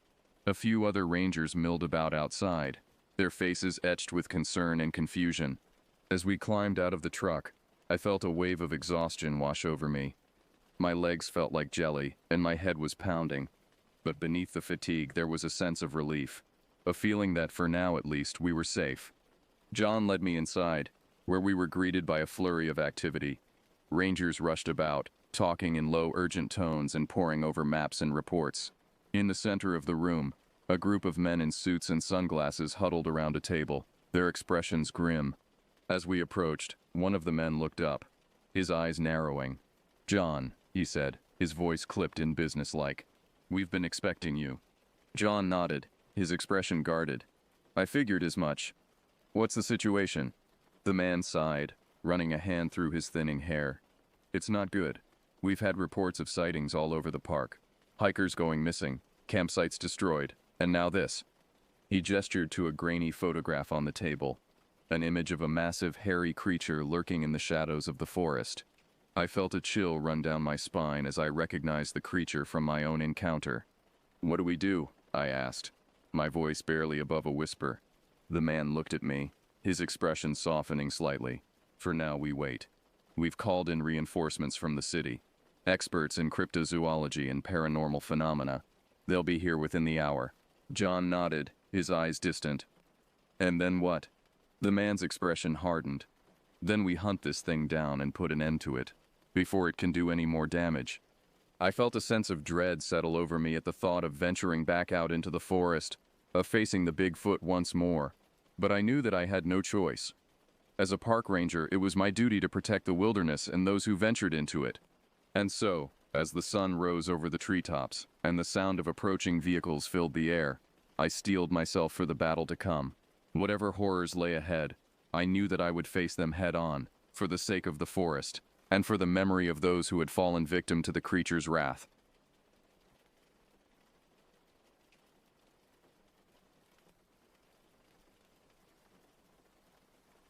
The sun was barely peeking over the horizon, casting long shadows through the dense forest of black pine woods like skeletal fingers reaching across the forest floor. The shadows seemed to writhe and pulse with an unnatural life of their own, stretching impossibly far into the undergrowth where darkness still held dominion. I had always loved these early morning hunts, the world still quiet and undisturbed, the crisp air biting at my skin with teeth sharp enough to draw blood from exposed flesh. But today, something felt different. The air carried an acrid undertone, like the smell of old bones left to bleach in forgotten graves. My name is Roy Castor, and I've spent most of my life hunting in these woods, learning every trail, every clearing, every twisted route that could catch an unwary foot. Black Pine has a reputation, you see. Stories of strange sightings and disappearances that stretch back generations. Tales whispered in the local diner over cooling coffee and nervous glances toward the tree line. Old-timers spoke of hunters who ventured too deep and never returned, of campers whose screams echoed through the night before being cut off with unnatural abruptness. They told of things seen moving between the trees that walked on two legs but were decidedly not human, of eyes that reflected firelight with an intelligence both ancient and malevolent. But I've always dismissed them as just that. Stories, the kind of folklore that springs up around any patch of deep wilderness. fed by imagination and strengthened by retelling. After all, these woods had been my sanctuary for over 20 years, and the worst I'd ever encountered was an angry black bear protecting her cubs. My boots crunched through the fallen leaves, each step releasing the musty scent of decay that seemed thicker today, more cloying than usual. The sound echoed strangely in the morning stillness, as if the forest were listening to my approach and measuring my every movement. My rifle hung heavy across my shoulder, its familiar weight usually a comfort. But today it felt inadequate, like bringing a pop gun to face down a freight train. I was tracking deer, hoping for a good haul to fill the freezer before winter set in. Proper. The signs were good. Fresh droppings, broken twigs at feeding height, the faint musk that clung to their preferred paths. The trees were thick here, ancient pines that had stood sentinel for centuries, their branches intertwining above like arthritic fingers clutching at the sky. They created a canopy so dense that the morning light filtered through in isolated patches, creating pools of illumination surrounded by pools of shadow that seemed deeper and more impenetrable than they had any right to be. The contrast was jarring, almost disorienting, and I found myself blinking frequently as my eyes struggled to adjust between the brightness and the gloom. Every now and then, a squirrel would dart up a tree with frantic energy, or a bird would flutter away, disturbed by my presence. But even these small signs of life felt wrong somehow. The squirrels moved with desperate urgency rather than casual alertness, and the birds that took flight did so in erratic patterns, as if fleeing from something more threatening than a lone hunter. Their cries seemed sharper today, more like warnings than simple alarm calls. It was peaceful, almost too peaceful in the way that makes your skin crawl and sets your teeth on edge. The kind of quiet that comes not from tranquility but from the complete absence of life, as if every living thing had fled or hidden itself away from some approaching doom. Even my own breathing sounded unnaturally loud in the stillness, and I found myself trying to step more quietly, though I couldn't explain why stealth suddenly seemed so important. The deeper I ventured into the woods, the more oppressive the atmosphere became. The very air seemed thicker, harder to breathe, carrying scents that had no business in a pine forest. Underneath the expected odors of pine needles and rich earth lurked something else entirely, a sweetly rotten smell like flowers left too long in stagnant water, mixed with the metallic tang of old blood and something indefinable that made my sinuses burn and my stomach churn. The trees themselves seemed wrong too, their bark scarred with marks that looked almost like claw marks, but far too large and too deep to have been made by any bear or mountain cat. Some of the scoring went all the way around the massive trunks, as if something impossibly large had embraced these ancient giants with razor-sharp talons. The wounds wept dark sap that had hardened into formations that looked disturbingly like frozen screams. As I pushed deeper into the forest, I noticed that the normal sounds of the woods had faded entirely. No more rustling of small creatures in the underbrush, no more bird calls, no more whisper of wind through the branches. Even the sound of my own footsteps seemed muffled, as if the forest were absorbing sound itself, swallowing it into some hungry darkness that lurked just beyond perception. The path I'd been following, one I'd walked dozens of times before, seemed different now. The familiar landmarks were still there, but they felt alien, as if I were seeing them through someone else's eyes, or as if they had been subtly altered when I wasn't looking. That distinctive lightning-split oak that had always marked the halfway point to my favorite hunting spot now seemed to lean at a different angle, its hollow trunk gaping open like a mouth caught mid-scream. After what felt like hours but could only have been 90 minutes by my watch, though the timepiece seemed to be running strangely slow, its second hand occasionally stuttering between ticks, I reached a clearing that had always unsettled me. It was an odd place, a perfect circle carved from the forest as if by some giant's hand. The ground was uneven, pocked with strange depressions that formed no recognizable pattern yet somehow suggested an order too alien for human comprehension. The trees formed a perfect circle around the clearing, their trunks standing like ancient sentinels guarding secrets older than recorded history. Each tree was massive, their girths requiring several men to encircle with outstretched arms. But more disturbing than their size was their positioning. They stood at mathematically precise intervals, as if planted by some intelligence that understood geometry in ways that predated human civilization. No natural process could have created such perfect spacing, such flawless symmetry. In the middle of the clearing sat a massive boulder, easily twice the height of a man and nearly as wide. Its surface was covered with strange symbols that had been carved deep into the stone, their edges worn smooth by centuries of weather yet still clearly visible. The markings were unlike any alphabet or pictograph I'd ever seen, flowing and organic yet somehow deeply disturbing to look at. They seemed to shift and writhe when viewed from the corner of one's eye, as if the stone itself were alive and the carvings were some form of ancient script that moved and changed meaning based on the observer's state of mind. I'd seen this boulder before on previous hunts, but it always gave me an uneasy feeling, like I was being watched by invisible eyes that judged my every thought and found me wanting. Today that feeling was magnified tenfold. The very air around the stone seemed to shimmer with heat despite the morning chill, and I could swear I heard a low humming sound emanating from deep within the rock itself. A vibration felt more than heard that seemed to resonate in my bones and make my teeth ache.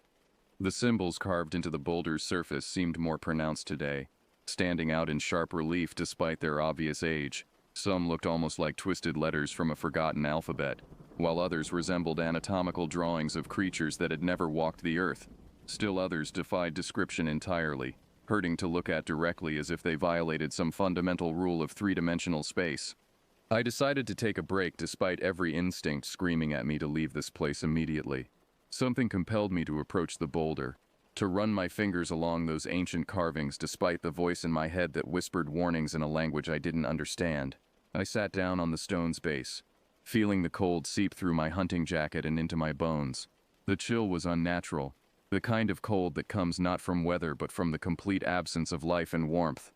As I sipped from my canteen, the water tasted wrong, metallic and bitter, as if it had been tainted by proximity to this accursed place. I tried to dismiss the sensation, telling myself it was just nerves and imagination, but the metallic aftertaste lingered on my tongue like the memory of blood. That's when I heard it, a rustling sound, faint at first but growing louder with each passing second. It wasn't the casual noise of some small animal moving through the underbrush. This was different, purposeful, calculated, as if whatever was making the sound was trying to remain hidden while moving closer to my position. The rustling came from multiple directions, circling the clearing with predatory patience. I stood up slowly, gripping my rifle tightly, eyes scanning the tree line that suddenly seemed much farther away than it had moments before. My heart hammered against my ribs with such force that I was certain whatever lurked in the shadows could hear it beating. The rifle felt slick in my sweating palms despite the cool morning air, and I had to consciously force my breathing to slow and steady. It could be a deer, I thought desperately, clinging to rational explanations even as they crumbled under the weight of growing dread. Or maybe a bear foraging for the last berries of the season. But even as I tried to convince myself, I knew I was lying. No natural animal moved with such deliberate stealth, and certainly none would circle a potential threat with such obvious intelligence. But then the rustling stopped abruptly, and the forest fell silent. Unnaturally, impossibly silent. The absence of sound was so complete it felt like a physical presence, pressing against my eardrums until they rang with phantom noise. Even the constant whisper of wind through pine needles had ceased, as if the entire forest were holding its breath in anticipation of something terrible. The silence stretched on, seconds feeling like hours, until I could no longer bear the tension. "Who's there?" I called out, trying to keep my voice steady and failing miserably. The words came out as a croak, my throat suddenly dry as dust despite the water I'd just consumed. No response came, but somehow the silence that followed felt different, expectant, hungry, as if my voice had awakened something that had been merely drowsing before. I took a few steps forward, every nerve in my body screaming at me to run, to flee this cursed place and never look back. My heart pounded so hard I could feel my pulse in my temples, and my hands shook so badly I had to grip the rifle with white-knuckled intensity to keep it steady. The silence was suffocating, pressing in from all sides like a living thing that sought to crush the breath from my lungs and the life from my body. It felt malevolent, conscious, as if the very absence of sound were an entity in its own right that fed on fear and terror. Then, out of the corner of my eye, I saw something move. It was quick, a blur of dark fur and sinew that seemed to bend light around itself, making it difficult to focus on directly. The shape disappeared behind one of the massive sentinel trees that ringed the clearing, but not before I caught a glimpse of something that violated every law of nature I'd ever known. The creature, and I use that term because no other word could adequately describe what I'd seen, moved with a fluidity that defied the normal limitations of bone and muscle. its limbs bent at angles that should have been impossible, extending and contracting in ways that hurt to observe.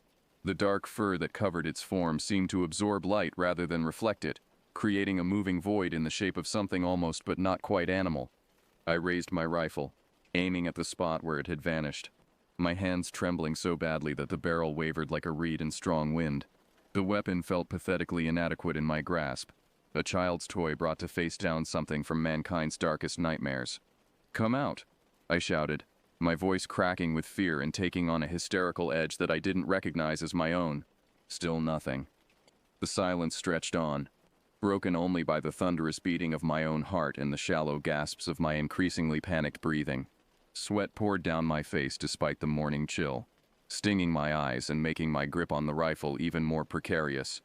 I crept forward with steps that felt leaden and clumsy, every nerve in my body screaming warnings that my rational mind was too terrified to process. Each footfall seemed to echo with unnatural loudness in the oppressive silence, announcing my position to whatever lurked in the shadows beyond the tree line. The fallen leaves beneath my boots didn't crunch as they should have. Instead, they seemed to compress with wet, organic sounds that reminded me of walking on fresh grave dirt.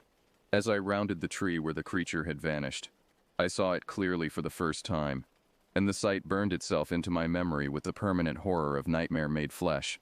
It was hunched over something that had once been alive, its limbs long and twisted in ways that violated every principle of anatomy.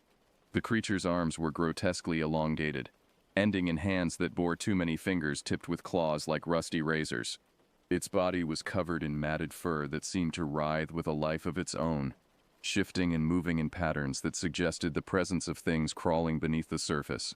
The fur was dark as midnight, but shot through with veins of something that pulsed with sickly bioluminescence, creating patterns that hurt to look at directly, and seemed to form symbols similar to those carved into the ancient boulder.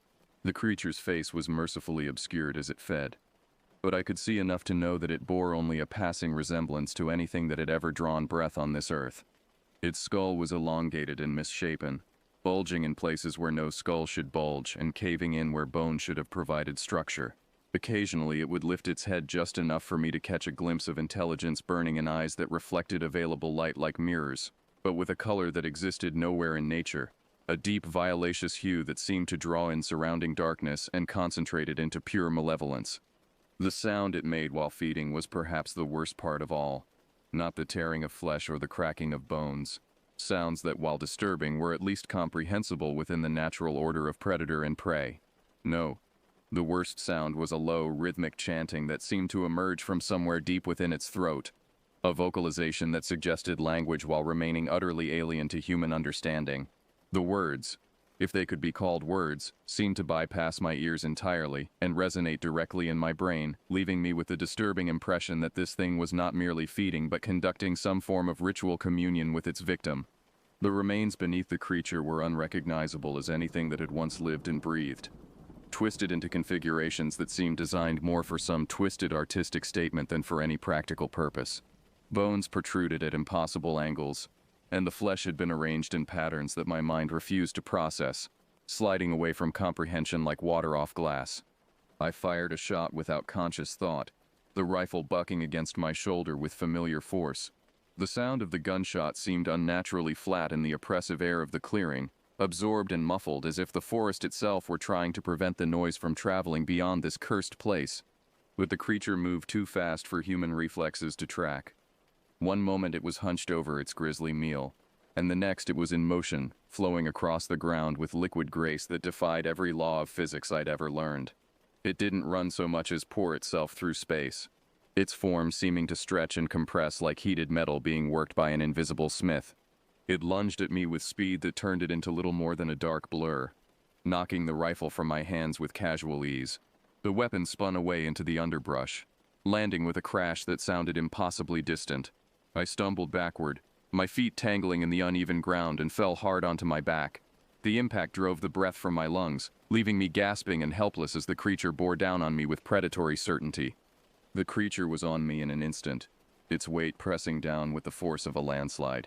Up close, the wrongness of its form was even more apparent. Its limbs seemed to exist in a constant state of flux, bones and joints shifting beneath the matted fur like serpents coiling and uncoiling in endless patterns. The claws that tore at my clothes were not merely sharp. They seemed to cut through reality itself, leaving tears in my jacket that revealed glimpses of impossible spaces beyond. Its breath was the worst part of the initial assault. Hot and rancid, it carried the stench of graves opened too soon and meat left to rot in stagnant water. But underneath those familiar odors of death and decay lurked something else entirely. A sweetness that reminded me of overripe fruit mixed with the metallic tang of old blood and something that burned my nostrils like concentrated ammonia. Each exhalation felt like being bathed in the essence of corruption itself. I fought back with desperate fury, punching and kicking with every ounce of strength I possessed, but my blows seemed to have no effect whatsoever. It was like hitting a wall made of liquid shadow. My fists passed through sections of its form that appeared solid, while other areas that looked insubstantial felt like striking iron. The creature's body seemed to exist in multiple states simultaneously, solid and gaseous, present and absent, real and utterly impossible. The creature snarled, and the sound was unlike anything I'd ever heard before. It wasn't the growl of any earthly predator, but something far more complex and terrifying. The vocalization seemed to contain multiple tones simultaneously, creating harmonics that resonated in my chest and made my vision blur. Underneath the animal fury was something worse, an intelligence that was both ancient and utterly alien, calculating and patient, and completely without mercy. I felt its claws dig into my side, and the pain was indescribable. Not the clean agony of a knife wound, or the dull ache of a bruise, but something that seemed to bypass physical sensation entirely and strike directly at my soul. The claws didn't just cut flesh. They seemed to tear at the very essence of what made me human, leaving wounds that went far deeper than mere physical trauma. The searing pain took my breath away, and sent shockwaves of agony through my entire nervous system. I could feel warmth spreading across my side as blood soaked through my shirt, but worse than the physical injury was the creeping sensation that something fundamentally vital was leaking out of me through those wounds, something that could never be replaced or healed, no matter how long I might live. In a desperate move born of pure survival instinct, I reached for my hunting knife buried deep in my boot. My fingers closed around the familiar handle with fumbling desperation, and I pulled the blade free with movements made clumsy by pain and terror. The steel gleamed in the filtered sunlight that managed to penetrate the clearing, and for a moment I felt a flicker of hope that cold iron might succeed where my rifle had failed. I plunged the blade into the creature's side, feeling the metal sink into flesh that felt both solid and ethereal simultaneously. The sensation was deeply disturbing, like stabbing through thick water that occasionally solidified around the blade before flowing apart again. The knife met resistance that seemed to vary moment by moment, sometimes cutting through the creature's hide like butter, other times striking something as unyielding as stone. The creature let out a guttural scream that seemed to come from everywhere and nowhere at once. The sound didn't just assault my ears. It invaded my entire being, rattling my bones and making my teeth ache with sympathetic vibrations. The scream echoed through the forest with unnatural persistence, bouncing off the trees and returning changed, as if the very woods were joining in the creature's cry of pain and rage. Birds that had been hiding in absolute silence suddenly erupted from their roosts miles away, their panic-stricken calls barely audible over the creature's continued shrieking. Small animals burst from hiding places throughout the forest, fleeing in blind terror from a sound that spoke to every prey animal's deepest fears of being hunted by something beyond their understanding. The creature recoiled from my desperate attack, giving me a precious moment to scramble to my feet. My side burned with liquid fire, and I could feel blood running freely down to soak into my jeans. The wounds were deeper than I'd initially realized, and each movement sent fresh waves of agony through my body. But the pain was nothing compared to the terror that drove me forward, the absolute certainty that stopping to assess my injuries would mean death in the most horrible way imaginable. I grabbed my rifle from where it had fallen, my hands shaking so badly that I nearly dropped it twice before getting a secure grip.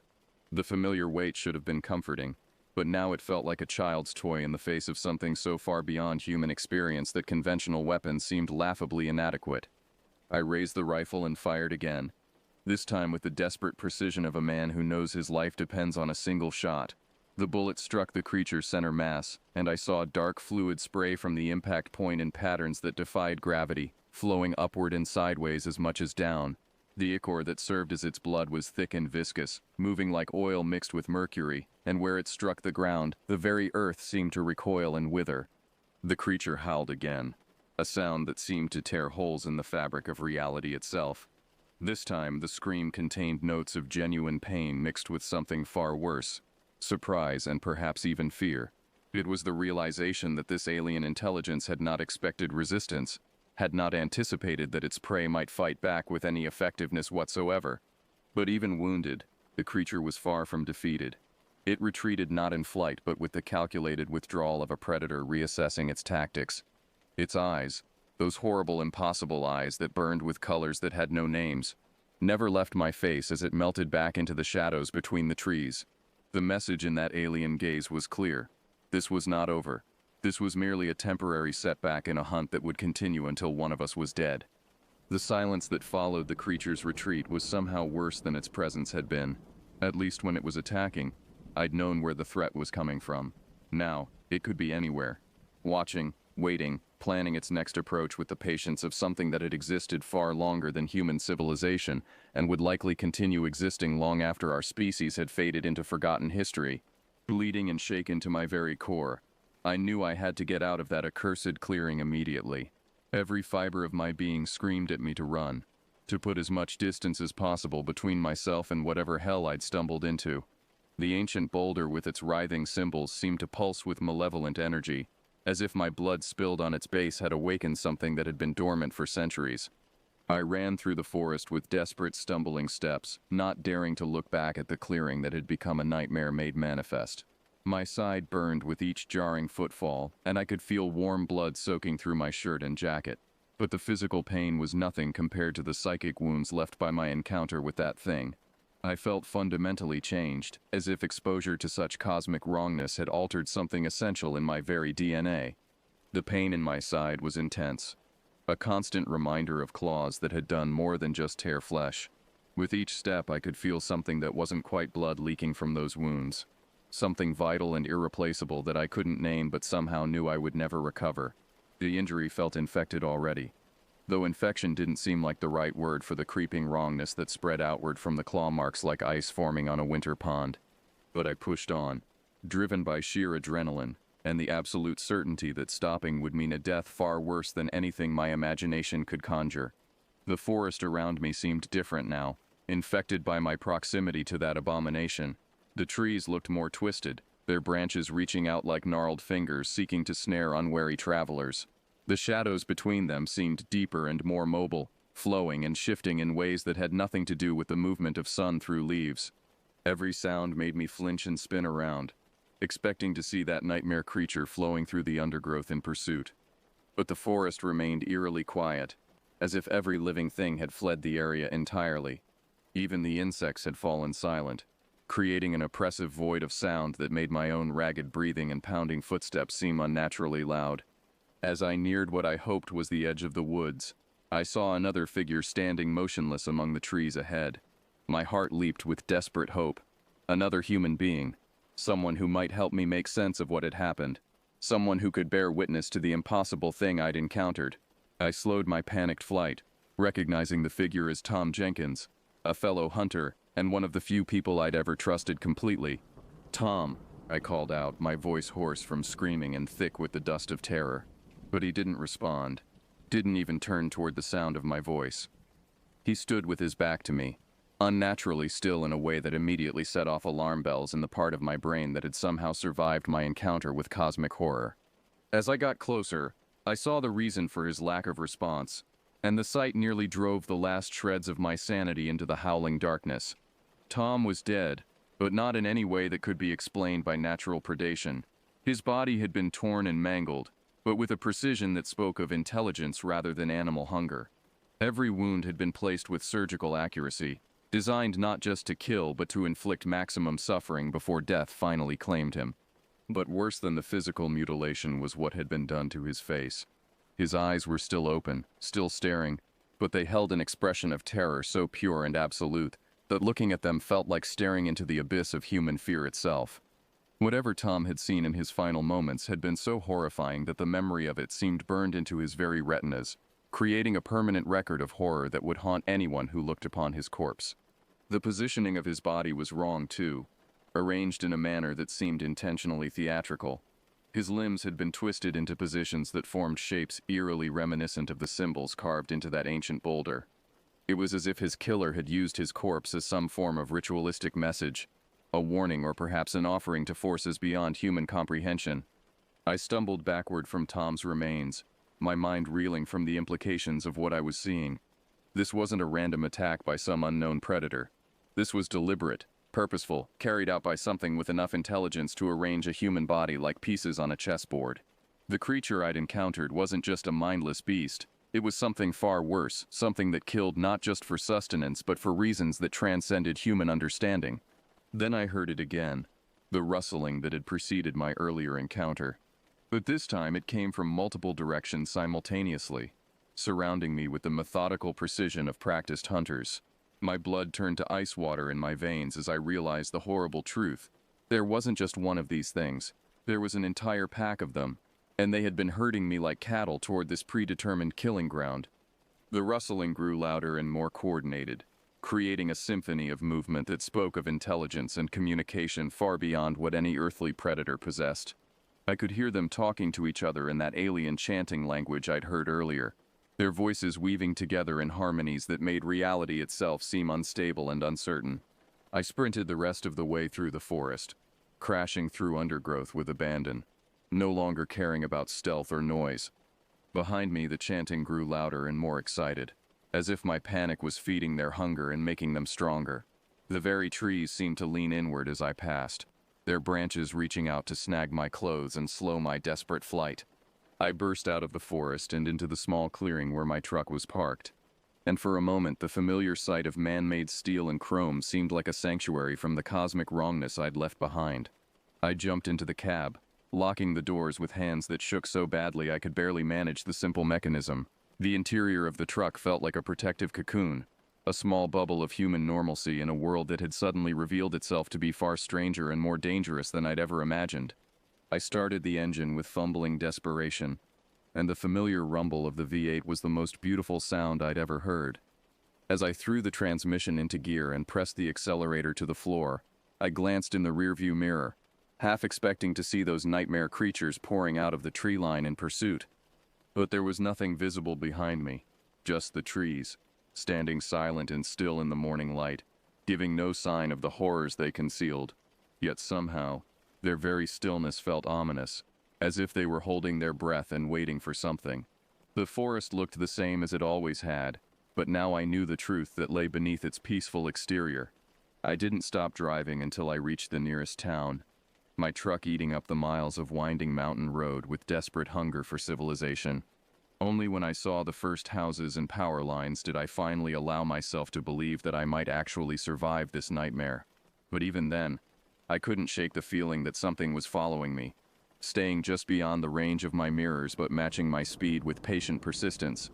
I stumbled into the sheriff's office, gasping for breath and probably looking like a madman with my blood-soaked clothes and wild eyes. The desk sergeant took one look at me and immediately called for medical attention, but I grabbed his arm with desperate strength and told him everything, every impossible detail of my encounter with those things in the woods. They sent a team into the woods immediately, armed with rifles, and accompanied by tracking dogs. But what they found only deepened the mystery and made my story seem even less credible. Tom's remains were there, just as I'd described, but the crime scene investigators could make no sense of the wounds or the arrangement of the body. The coroner eventually ruled it an animal attack, despite the complete lack of any known predator that could have caused such specific and methodical damage. They found my blood-stained knife exactly where I'd said it would be, embedded in a tree where I'd apparently thrown it in my panic. But there was no trace of the creature's blood, no foreign DNA, no physical evidence that anything unusual had occurred beyond the death of one unlucky hunter. The dogs refused to follow any scent trails deeper into the forest, whining and backing away from certain areas as if they could smell something that terrified them on a primal level. They never believed me, of course. The official report classified Tom's death as the result of a bear attack. Despite the complete absence of bear sign in the area and the surgical precision of wounds that no bear could have inflicted, the sheriff was kind enough not to charge me with filing a false report. But I could see the pity and suspicion in his eyes. As far as he was concerned, I was a traumatized man whose mind had created elaborate fantasies to cope with witnessing his friend's violent death. But I know what I saw. I know what I felt. And I know that somewhere, deep in Black Pine Woods, Those creatures are still out there, waiting with the infinite patience of things that predate human civilization by eons. They're smart enough to cover their tracks, clever enough to make their kills look like natural predation, and patient enough to wait decades or centuries between hunts if necessary. For a while I thought about going back, about gathering a team of experienced hunters and tracking down every last one of those abominations. I fantasized about napalm and flamethrowers, about cleansing that cursed forest with fire and making the world safe for normal people who would never have to experience the cosmic horror I'd witnessed. But then I realized the futility of such dreams. These things had survived in those woods for longer than human memory, adapting and evolving and growing stronger with each passing generation. They'd learned to hide from our modern world, to strike only when discovery was unlikely, to leave just enough ambiguity in their kills that rational minds would always find conventional explanations. So I left Black Pine Woods behind and never looked back, content to let the forest keep its dark secrets. I moved across the country, changed my name, and tried to build a new life far from those accursed trees. But sometimes, late at night, I still hear that alien chanting in my dreams.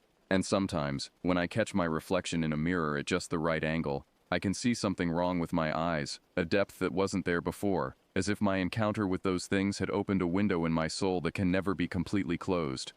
The wounds on my side healed eventually, but they left scars that ache whenever storm clouds gather on the horizon. And on certain nights, when the wind is just right, I swear I can smell that sweetly rotten scent of ancient corruption, carried on air that has traveled thousands of miles just to remind me that some doors once opened can never be shut again. I know they're still out there, in those deep woods where ancient things make their homes and human law holds no dominion. And I know that someday, perhaps when I'm old and weak and no longer capable of running, they'll come for me to finish what we started in that cursed clearing. Until then, I can only wait, and remember, and warn anyone foolish enough to listen about the things that lurk in the spaces between the trees, patient as stones, and hungry as the grave. The sun still rises each morning, and the world continues to turn. But for me, the darkness never truly ends. I've seen what lies beneath the surface of our ordered reality, and that knowledge has marked me in ways that go far deeper than physical scars. Some truths are too terrible to bear, and some experiences change a person so fundamentally that they can never again be who they were before. But I survived, and that survival carries its own burden. I am living proof that monsters exist, that our rational world is built on foundations far more fragile than we dare admit. And every day I wake up is another day that I must carry that knowledge, another day that I must remember what I saw in Black Pine Woods and know that others will see it too, because some hungers are too ancient and too patient to ever truly die.